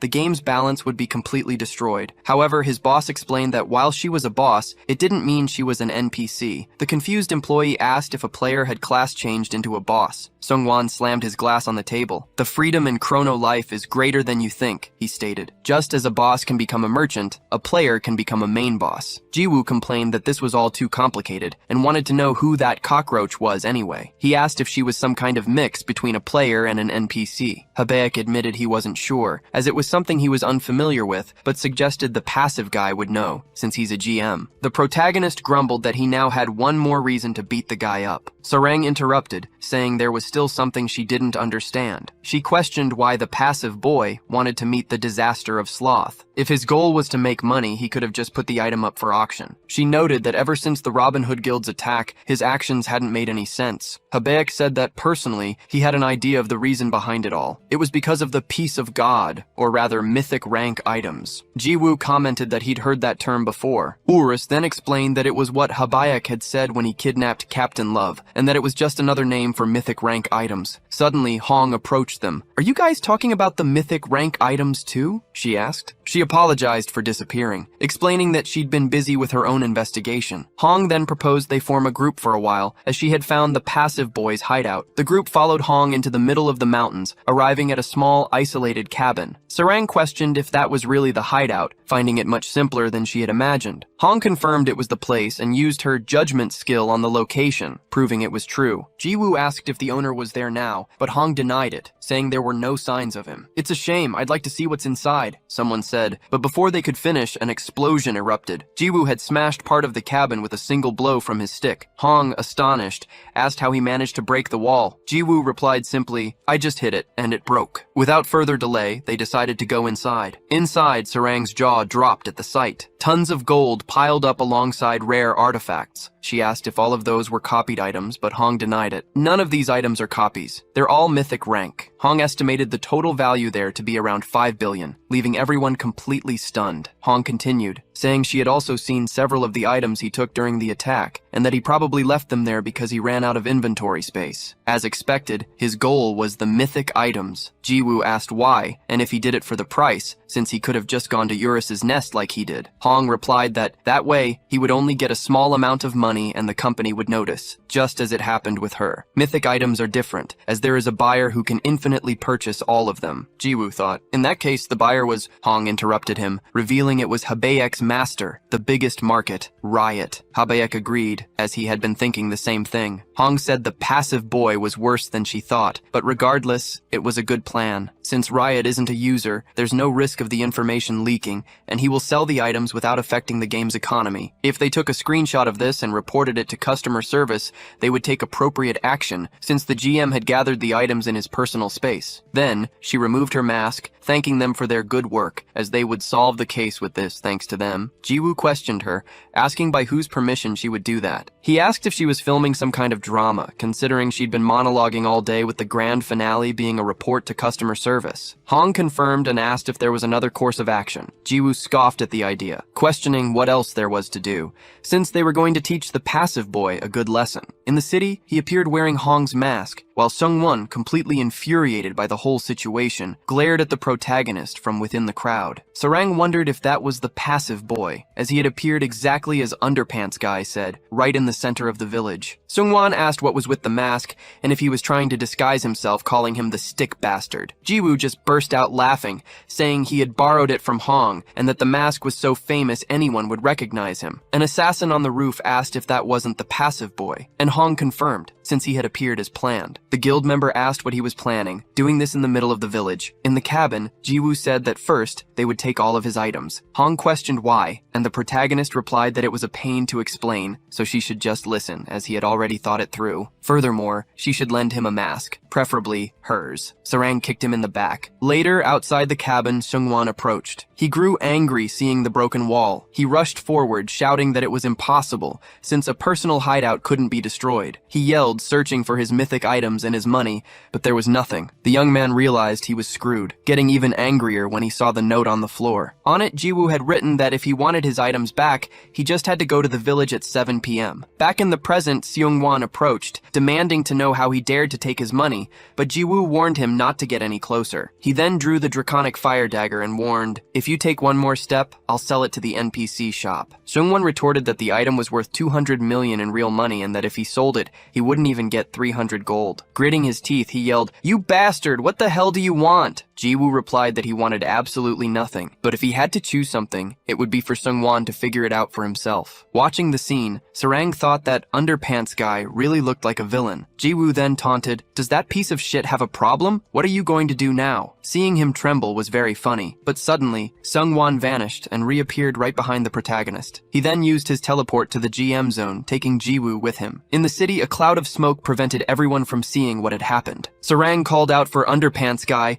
but realized he had vanished too. Inside the GM zone, a massive explosion occurred. Jiwoo and Sungwon clashed their weapons with tremendous force. The GM yelled, "How dare a filthy pig like you mess with an administrator? I'll chop your body into cubes to make kakdoogie." Jiwoo was struck by a direct hit, causing a massive explosion behind him. He dug his stick into the ground to stop his momentum, getting dragged a long way. With the impact, Hong's mask split in half and fell to the ground in pieces, revealing a large wound on Jiwoo's face. He then comments, "You're even bigger trash than I thought, calling a player from your own company a pig." His body, however, regenerates quickly thanks to the healing factor. Sungwon questions who cares about that. "Pigs like you have gone crazy and forgotten reality. You get so immersed you go insane over pieces of game data. There's no reason to treat scummy users like you as if you were human." He clashes his sword once more with Jiwoo's stick, and another catastrophic explosion occurs, destroying everything around them. "You're so cringe," Jiwoo says. "You're blaming the players for no reason. You're probably having a midlife crisis." This only infuriates Sungwon further, and he vanishes from Jiwoo's sight. Jiwoo thinks the blow will come from above, but the attack actually comes from behind. He thinks anxiously, "I can't see him." Jiwoo is hit by slashes from every possible direction. Sungwon shouts at him not to underestimate him, saying that all players are the same. No matter how hard the developers work,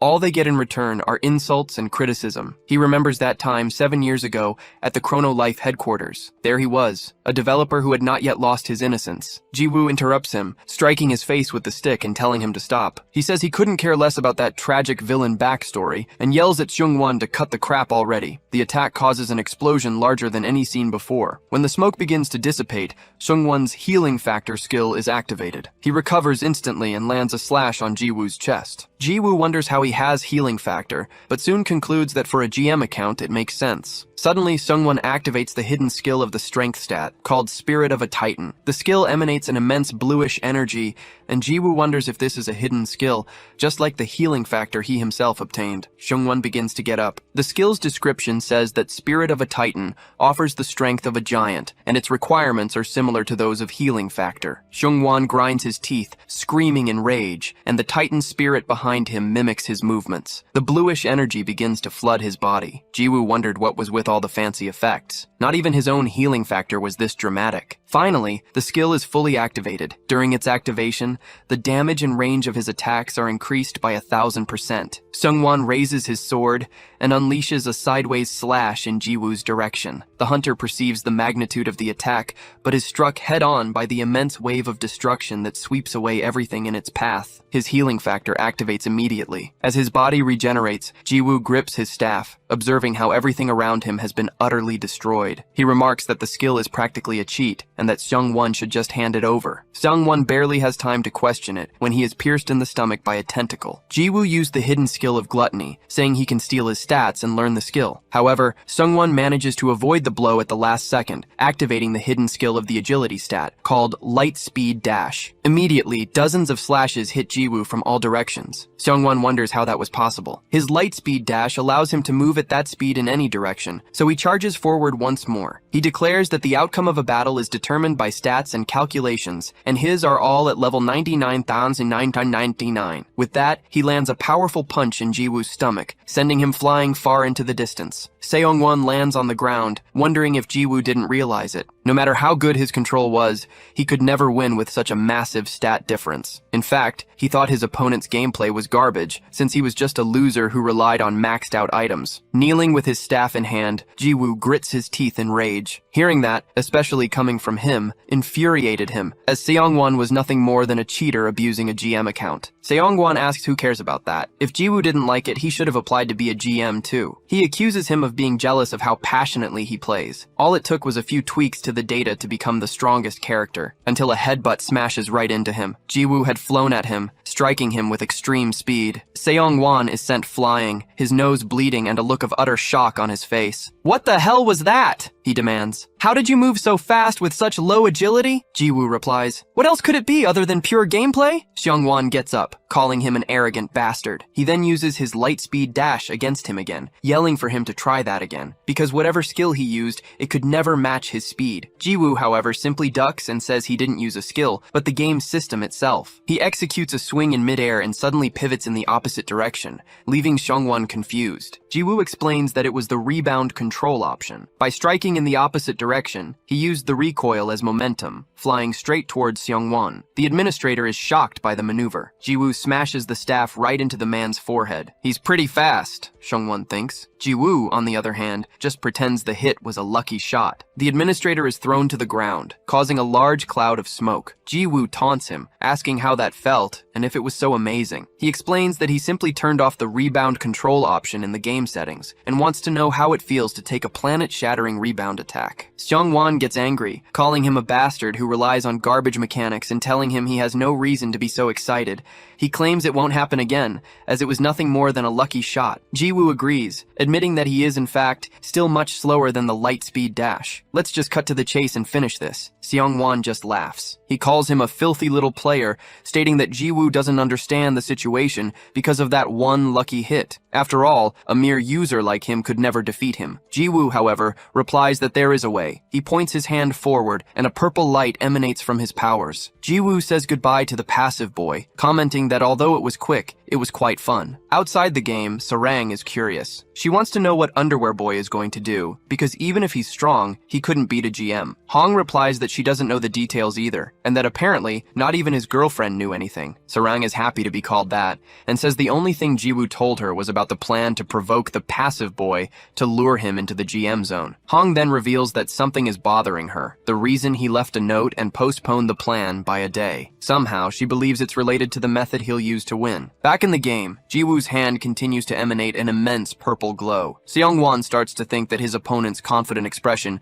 might mean he actually has a plan to defeat him. The protagonist then activates the skill, Character Summon. It was the most basic summoning skill. Seong-won is surprised, repeats the skill's name, and then bursts out laughing. He was expecting some incredible skill, but it was just a simple summon. He scoffs, asking if Jiwoo thinks he's some kind of jack-of-all-trades, because even with that skill, it would be useless with low charisma and intelligence stats. Those are basic stats, and with such a low level, he could only summon some weak monster. He calls him a filthy pig, but suddenly his voice trails off. A portal opens and a man steps out. He takes out a cigar and adjusts his sunglasses. It was Deokbae. Upon seeing him, Seong-won is completely shocked. Jiwoo smiles. Seong-won's reaction was priceless and made the whole summoning effort worthwhile. The night before, an employee asked his sunbae if he wasn't staying for another round, but the man declined, saying he had to work overtime. The colleague commented that he really loved his job and respected him for it, then turned to his companion to suggest they grab a few more drinks. On his way, however, the sunbae came face to face with a group of men in suits. They were accompanying President Deokbae. Later, in a dark alley, the employee was seen begging for forgiveness. He swore he planned to leave the country as soon as he got the money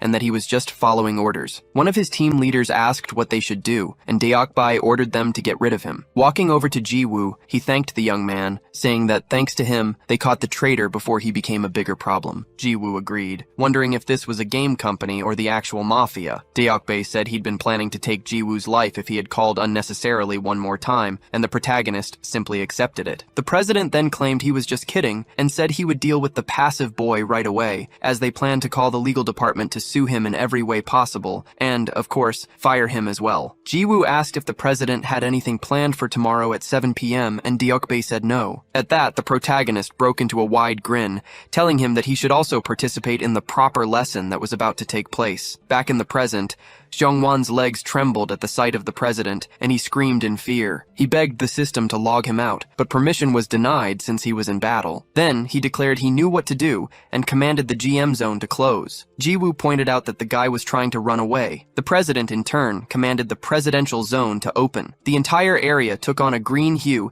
and Seong-won grew even more terrified, crying out that it was all over. He held his sword, trembling with fear, but muttered that it didn't matter, as he would just quit the company after this anyway. Charging forward at an absurd speed, he attacked, thinking that it didn't matter if it was the president, he could just go to hell. However, his strike completely missed its target, slicing off only the tip of the president's cigar. Seong-won trembled in fear at the result, and even Jiwoo was completely stunned. The president took another drag from his cigar, saying that even rabid dogs hesitate before biting their own masters, and that Seong-won was worse than a mad dog. President Choi Deokbae had infinite stats, and his level was infinite as well. Then, he readied his fist, announcing, "You're fired." There was nothing Seong-won could do but accept reality, and he closed his eyes. The fist closed in and crushed his face in an instant. An explosion far worse than any of Jiwoo's attacks erupted from his back. That single punch annihilated the passive boy. Jiwoo thought in disbelief that the damage had surpassed even the 99,999 healing factor, and that the old man was terrifying. And just like that, the problem was over. All the epic items the passive boy had taken were returned to their original owners, and in the end, it was discovered that several guilds had been affected. Jiwoo found out later that the passive boy, Seong-won, was fired that same day. Even in real life, he was beaten to a pulp by the old man president, and then kicked out. Afterward, he tried to sue the chairman for assault, but that only ended up making his life even more difficult. As a countermeasure, the old chairman went all in on the legal battle, and was ultimately cleared of all criminal charges. Seong-won will spend the rest of his life paying the company back for material damages and lost profits. Additionally, rumors spread that he had been permanently banned from the industry. That was the happy ending to that story. In the game's starting village, after that day, his life as a seller was back in full swing. Approaching his friends, he saw Hong wearing her mask and Sarang with a big smile on her face. Everything had returned to normal. Logging out of the game Chrono Life, he found himself back on his couch sighing as he sat down. Jiwoo thought that if there was one thing still bothering him, it was the fact that he hadn't been able to ask the passive boy something. He wanted to know how that cockroach could be both a player and an NPC at the same time, and why no one knew who she was. But as he got up, he noticed a girl on his couch. Jiwoo was completely taken aback. his expression changing in an instant. Luna seemed excited that he was awake and said, "It's been a while since I've seen Mr. Loser." The protagonist prepared some ramen for her. "This looks so good. It must be delicious," said Luna. "Of course it is," Jiwoo replied. The girl started to eat, and he watched her suspiciously, wondering what the hell was going on in his house. At least, there was the answer to his question. She wasn't an NPC. She had always been a player. Luna noticed he was staring at her, and Jiwoo blushed. She also blushed quite a bit. "Why are you staring at me?" she questioned, and Jiwoo tried to play it off. "Is it because I'm so beautiful?" The protagonist got annoyed. "Stop being silly and just eat your ramen." Then, the girl went back to eating calmly. Jiwoo did the same, his face still flushed. He thought she was really beautiful, but then he remembered her asking why she would form a hunting party with him, since he was a loser. On top of that, she had called his parents beggars. Jiwoo thought he had almost gotten carried away again, like a true loser. So he faced her and asked who the hell she was. Also, how did she know where he lived and the passcode to his house? Luna finishes her ramen and stands up, stretching. She says she should reward him for making the food, and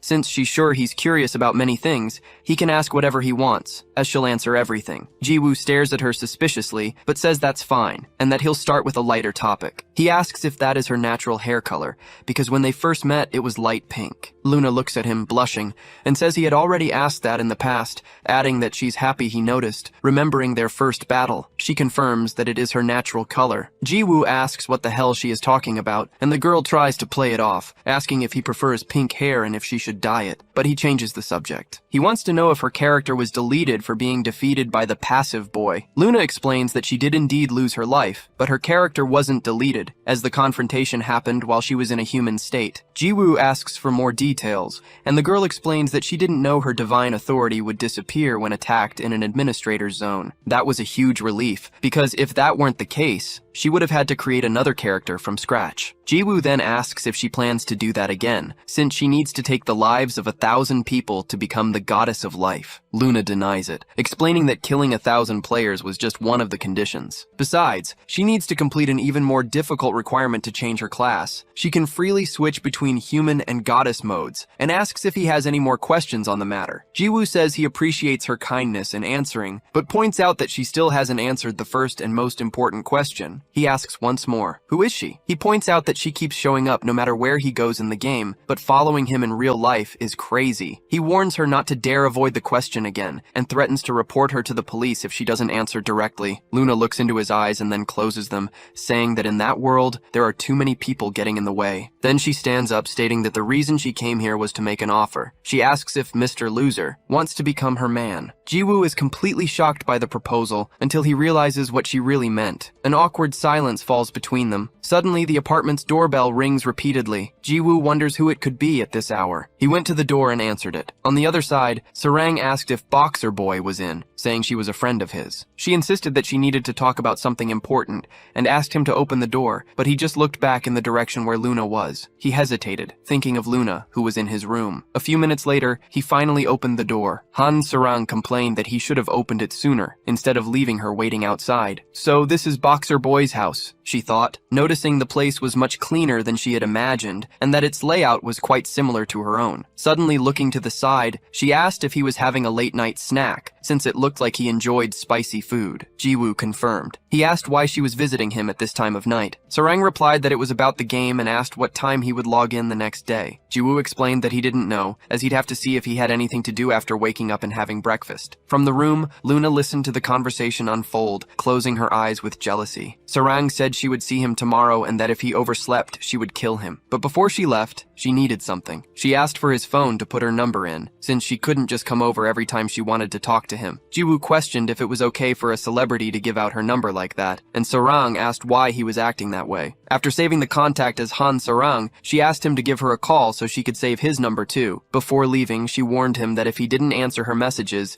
she would send him on a one-way trip to hell. The apartment door finally closed. Jiwoo wondered what had just happened. Outside, with the door closed, Sarang sighed in relief. After After all, she had managed to get his number in a very natural way. She'd better hurry and send him a message soon. Back in the apartment, Jiwoo commented that he was going to have a heart attack with everything happening in the middle of the night. Luna questioned why he had asked her to hide, since they weren't doing anything strange. He replied that her just being there was strange enough. He said he was tired and wanted her to leave. Luna stated she would only leave after spending the night there, making Jiwoo think he was going to lose his mind. The girl then said she was just kidding and would leave as soon as he gave her an answer to her offer. What the hell kind of offer is that? He questioned. And why do you keep spouting nonsense? Who are you anyway? Luna replied that his question was too ambiguous, but to put it simply, she wanted him to please join a party with her inside the game. The next day, inside a grand hall, Habayak called for his master. He presented himself before him, even without an arm, addressing him as Lord Disaster of Sloth. The great merchant Riot, seated on his throne, stared at his subordinate's wound, wanting to know what had happened to his arm. Habayak begged for forgiveness, explaining that his own lack of skill had led to his body being damaged. Riot grew furious at this and extended his hand toward his subordinate,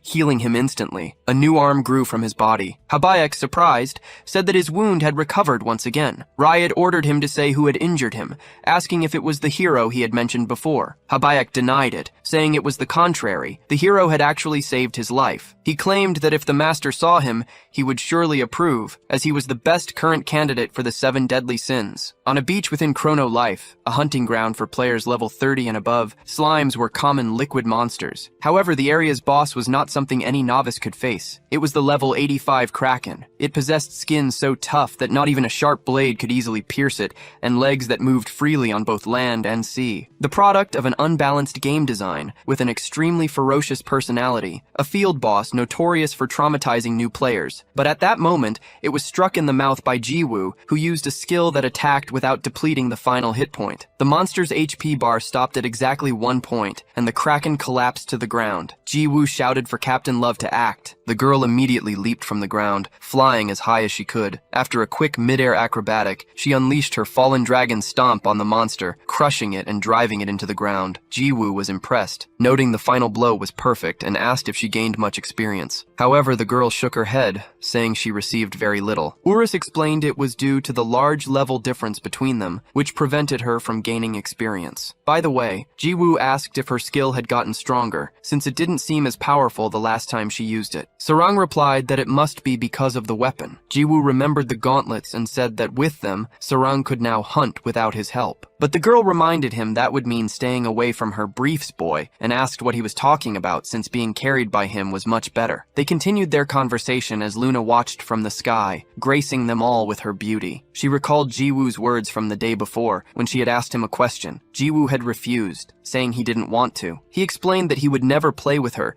as he hated being backstabbed like the first time they met. Besides, he was already in a group with Sarang and would be beaten up if he let her join. Watching the scene, Luna saw the girl pull Jiwoo aside and commented jealously that it made her want to ruin the girl's life. However, she turned away, deciding to let it go for the time being. After all, Jiwoo would have to be her man anyway, and she would take that woman's life for the sake of Chrono Life's ending. Urus then advised that he couldn't carry her in the game. He complained that this problem came up all the time, but it was impossible due to the vast level difference. Jiwoo asked more about it, and the conversation caught Sarang's attention. Jiwoo wondered what to do and if there was another way. Sarang interrupted him, saying she'd been watching him talk to himself for a while, and asked if someone else was with him. Surprised, Jiwoo asked if she couldn't see the little dragon, but Sarang had no idea what he was talking about. Urus reminded his young Neem that other people couldn't see his presence. Jiwoo remembered that was true. The dragon then explained that there was a way. His master would just need to share a bit of mana to summon him into reality. Jiwoo argued that his intelligence and wisdom were too low, and his mana was nearly 0, but Urus assured him it would be enough. With that, Jiwoo emanated a vast purple energy. The soul of Urus began to materialize on the spot, and Sarang noticed the light gathering at a single point. Urus emerged in his adorable dragon form, letting out an equally cute sound. Upon seeing him, Sarang got a nosebleed and exclaimed how cute he was, asking to touch him. Urus was irritated by her audacity,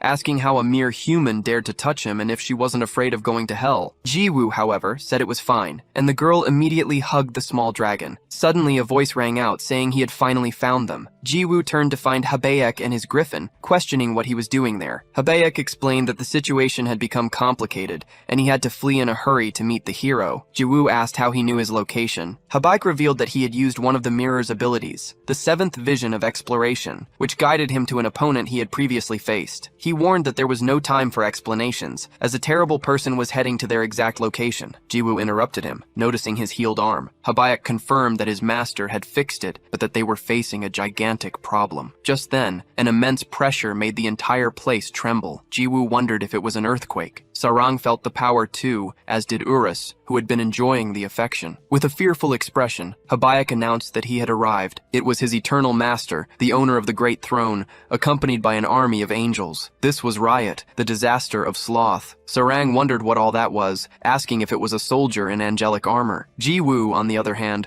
only remembered what he had been told about the disaster. He had thought that being called the Great Merchant, Riot would be a human-like monster like Habaek, and couldn't understand why he was so enormous. Habaek flew on his griffin toward his master. "I am sorry. I was unable to explain the situation in detail." Riot replied that it was fine, as he would come down himself to explain everything. Though fearful, Habaek simply closed his eyes and said he understood. The throne began to descend at an immense speed, crashing into the sandy beach. The impact sent Jiwoo and Sarang flying. Riot then said it was a pleasure to meet him, as he had heard much about him from Habaek, and that he was the current hero. Jiwoo grew apprehensive, wondering if this man was truly the disaster of sloth. Meanwhile, elsewhere in the forest, Luna walked calmly to the entrance of a ruin. She seemed to already have a plan in mind. "I've finally found it," she said. So, he was here, sitting on the throne. Before her was the human considered the strongest in life and the first hero, Lord Yopi. Luna murmured that the description was exactly as the game had described. A legendary, obsolete, and familiar hero. Suddenly, the mark on Yopi's forehead began to glow, revealing some kind of power. "I was expecting this," Luna said, pointing her scepter at him. "I don't know whose idea it was, but this game's story is truly childish and cliché, but that's part of its charm." Her scepter began to glow, aimed at the great hero. Back on the island,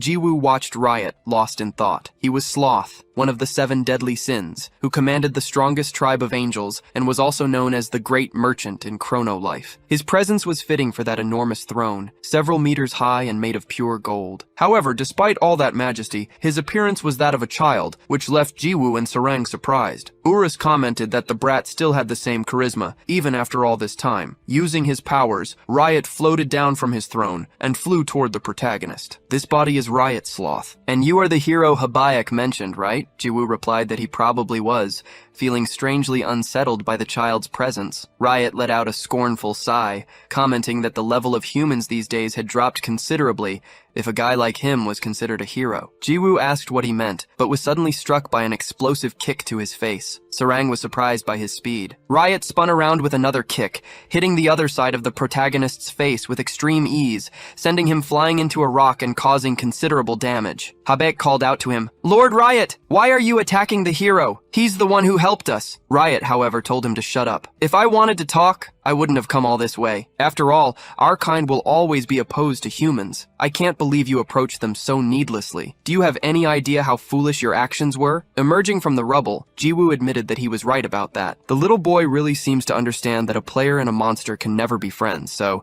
just stay right there. "Since you made the first move, there shouldn't be a problem, right?" Riot just glared at him angrily. "Don't be mistaken, human. You were the one who made the first move." Jiwoo, confused, asked when he had attacked him. In response, Riot slammed his leg on the ground, causing a massive explosion around him. Urus, pride of the 7 deadly sins, was the one who lost his life and accelerated the entire game. Saying this, he hurled an enormous rock toward the protagonist. "And why are you only complaining about that now?" Jiwoo questioned, batting the rock away with a swing of his staff and causing another huge explosion. "Urus is, officially, the strongest boss in Chrono Life," Riot shouted, as he landed a powerful kick to the protagonist's stomach. "He was supposed to appear in the final raid of the main story. However, you took his life and messed up the entire order. Urakan of Gluttony wasn't supposed to be consumed like that either. They are beings who were only meant to be defeated 10 years from now." Sarang tried to intervene, saying that Urakan had attacked first and that the protagonist had saved her, but Riot just yelled for her to shut up. The girl recoiled, fearful. The deadly sin continued. "How dare you interrupt me? I did not give you permission to speak." A crushing pressure forced her to the ground. She wondered what kind of power this was inside a game, as she hadn't felt anything like it,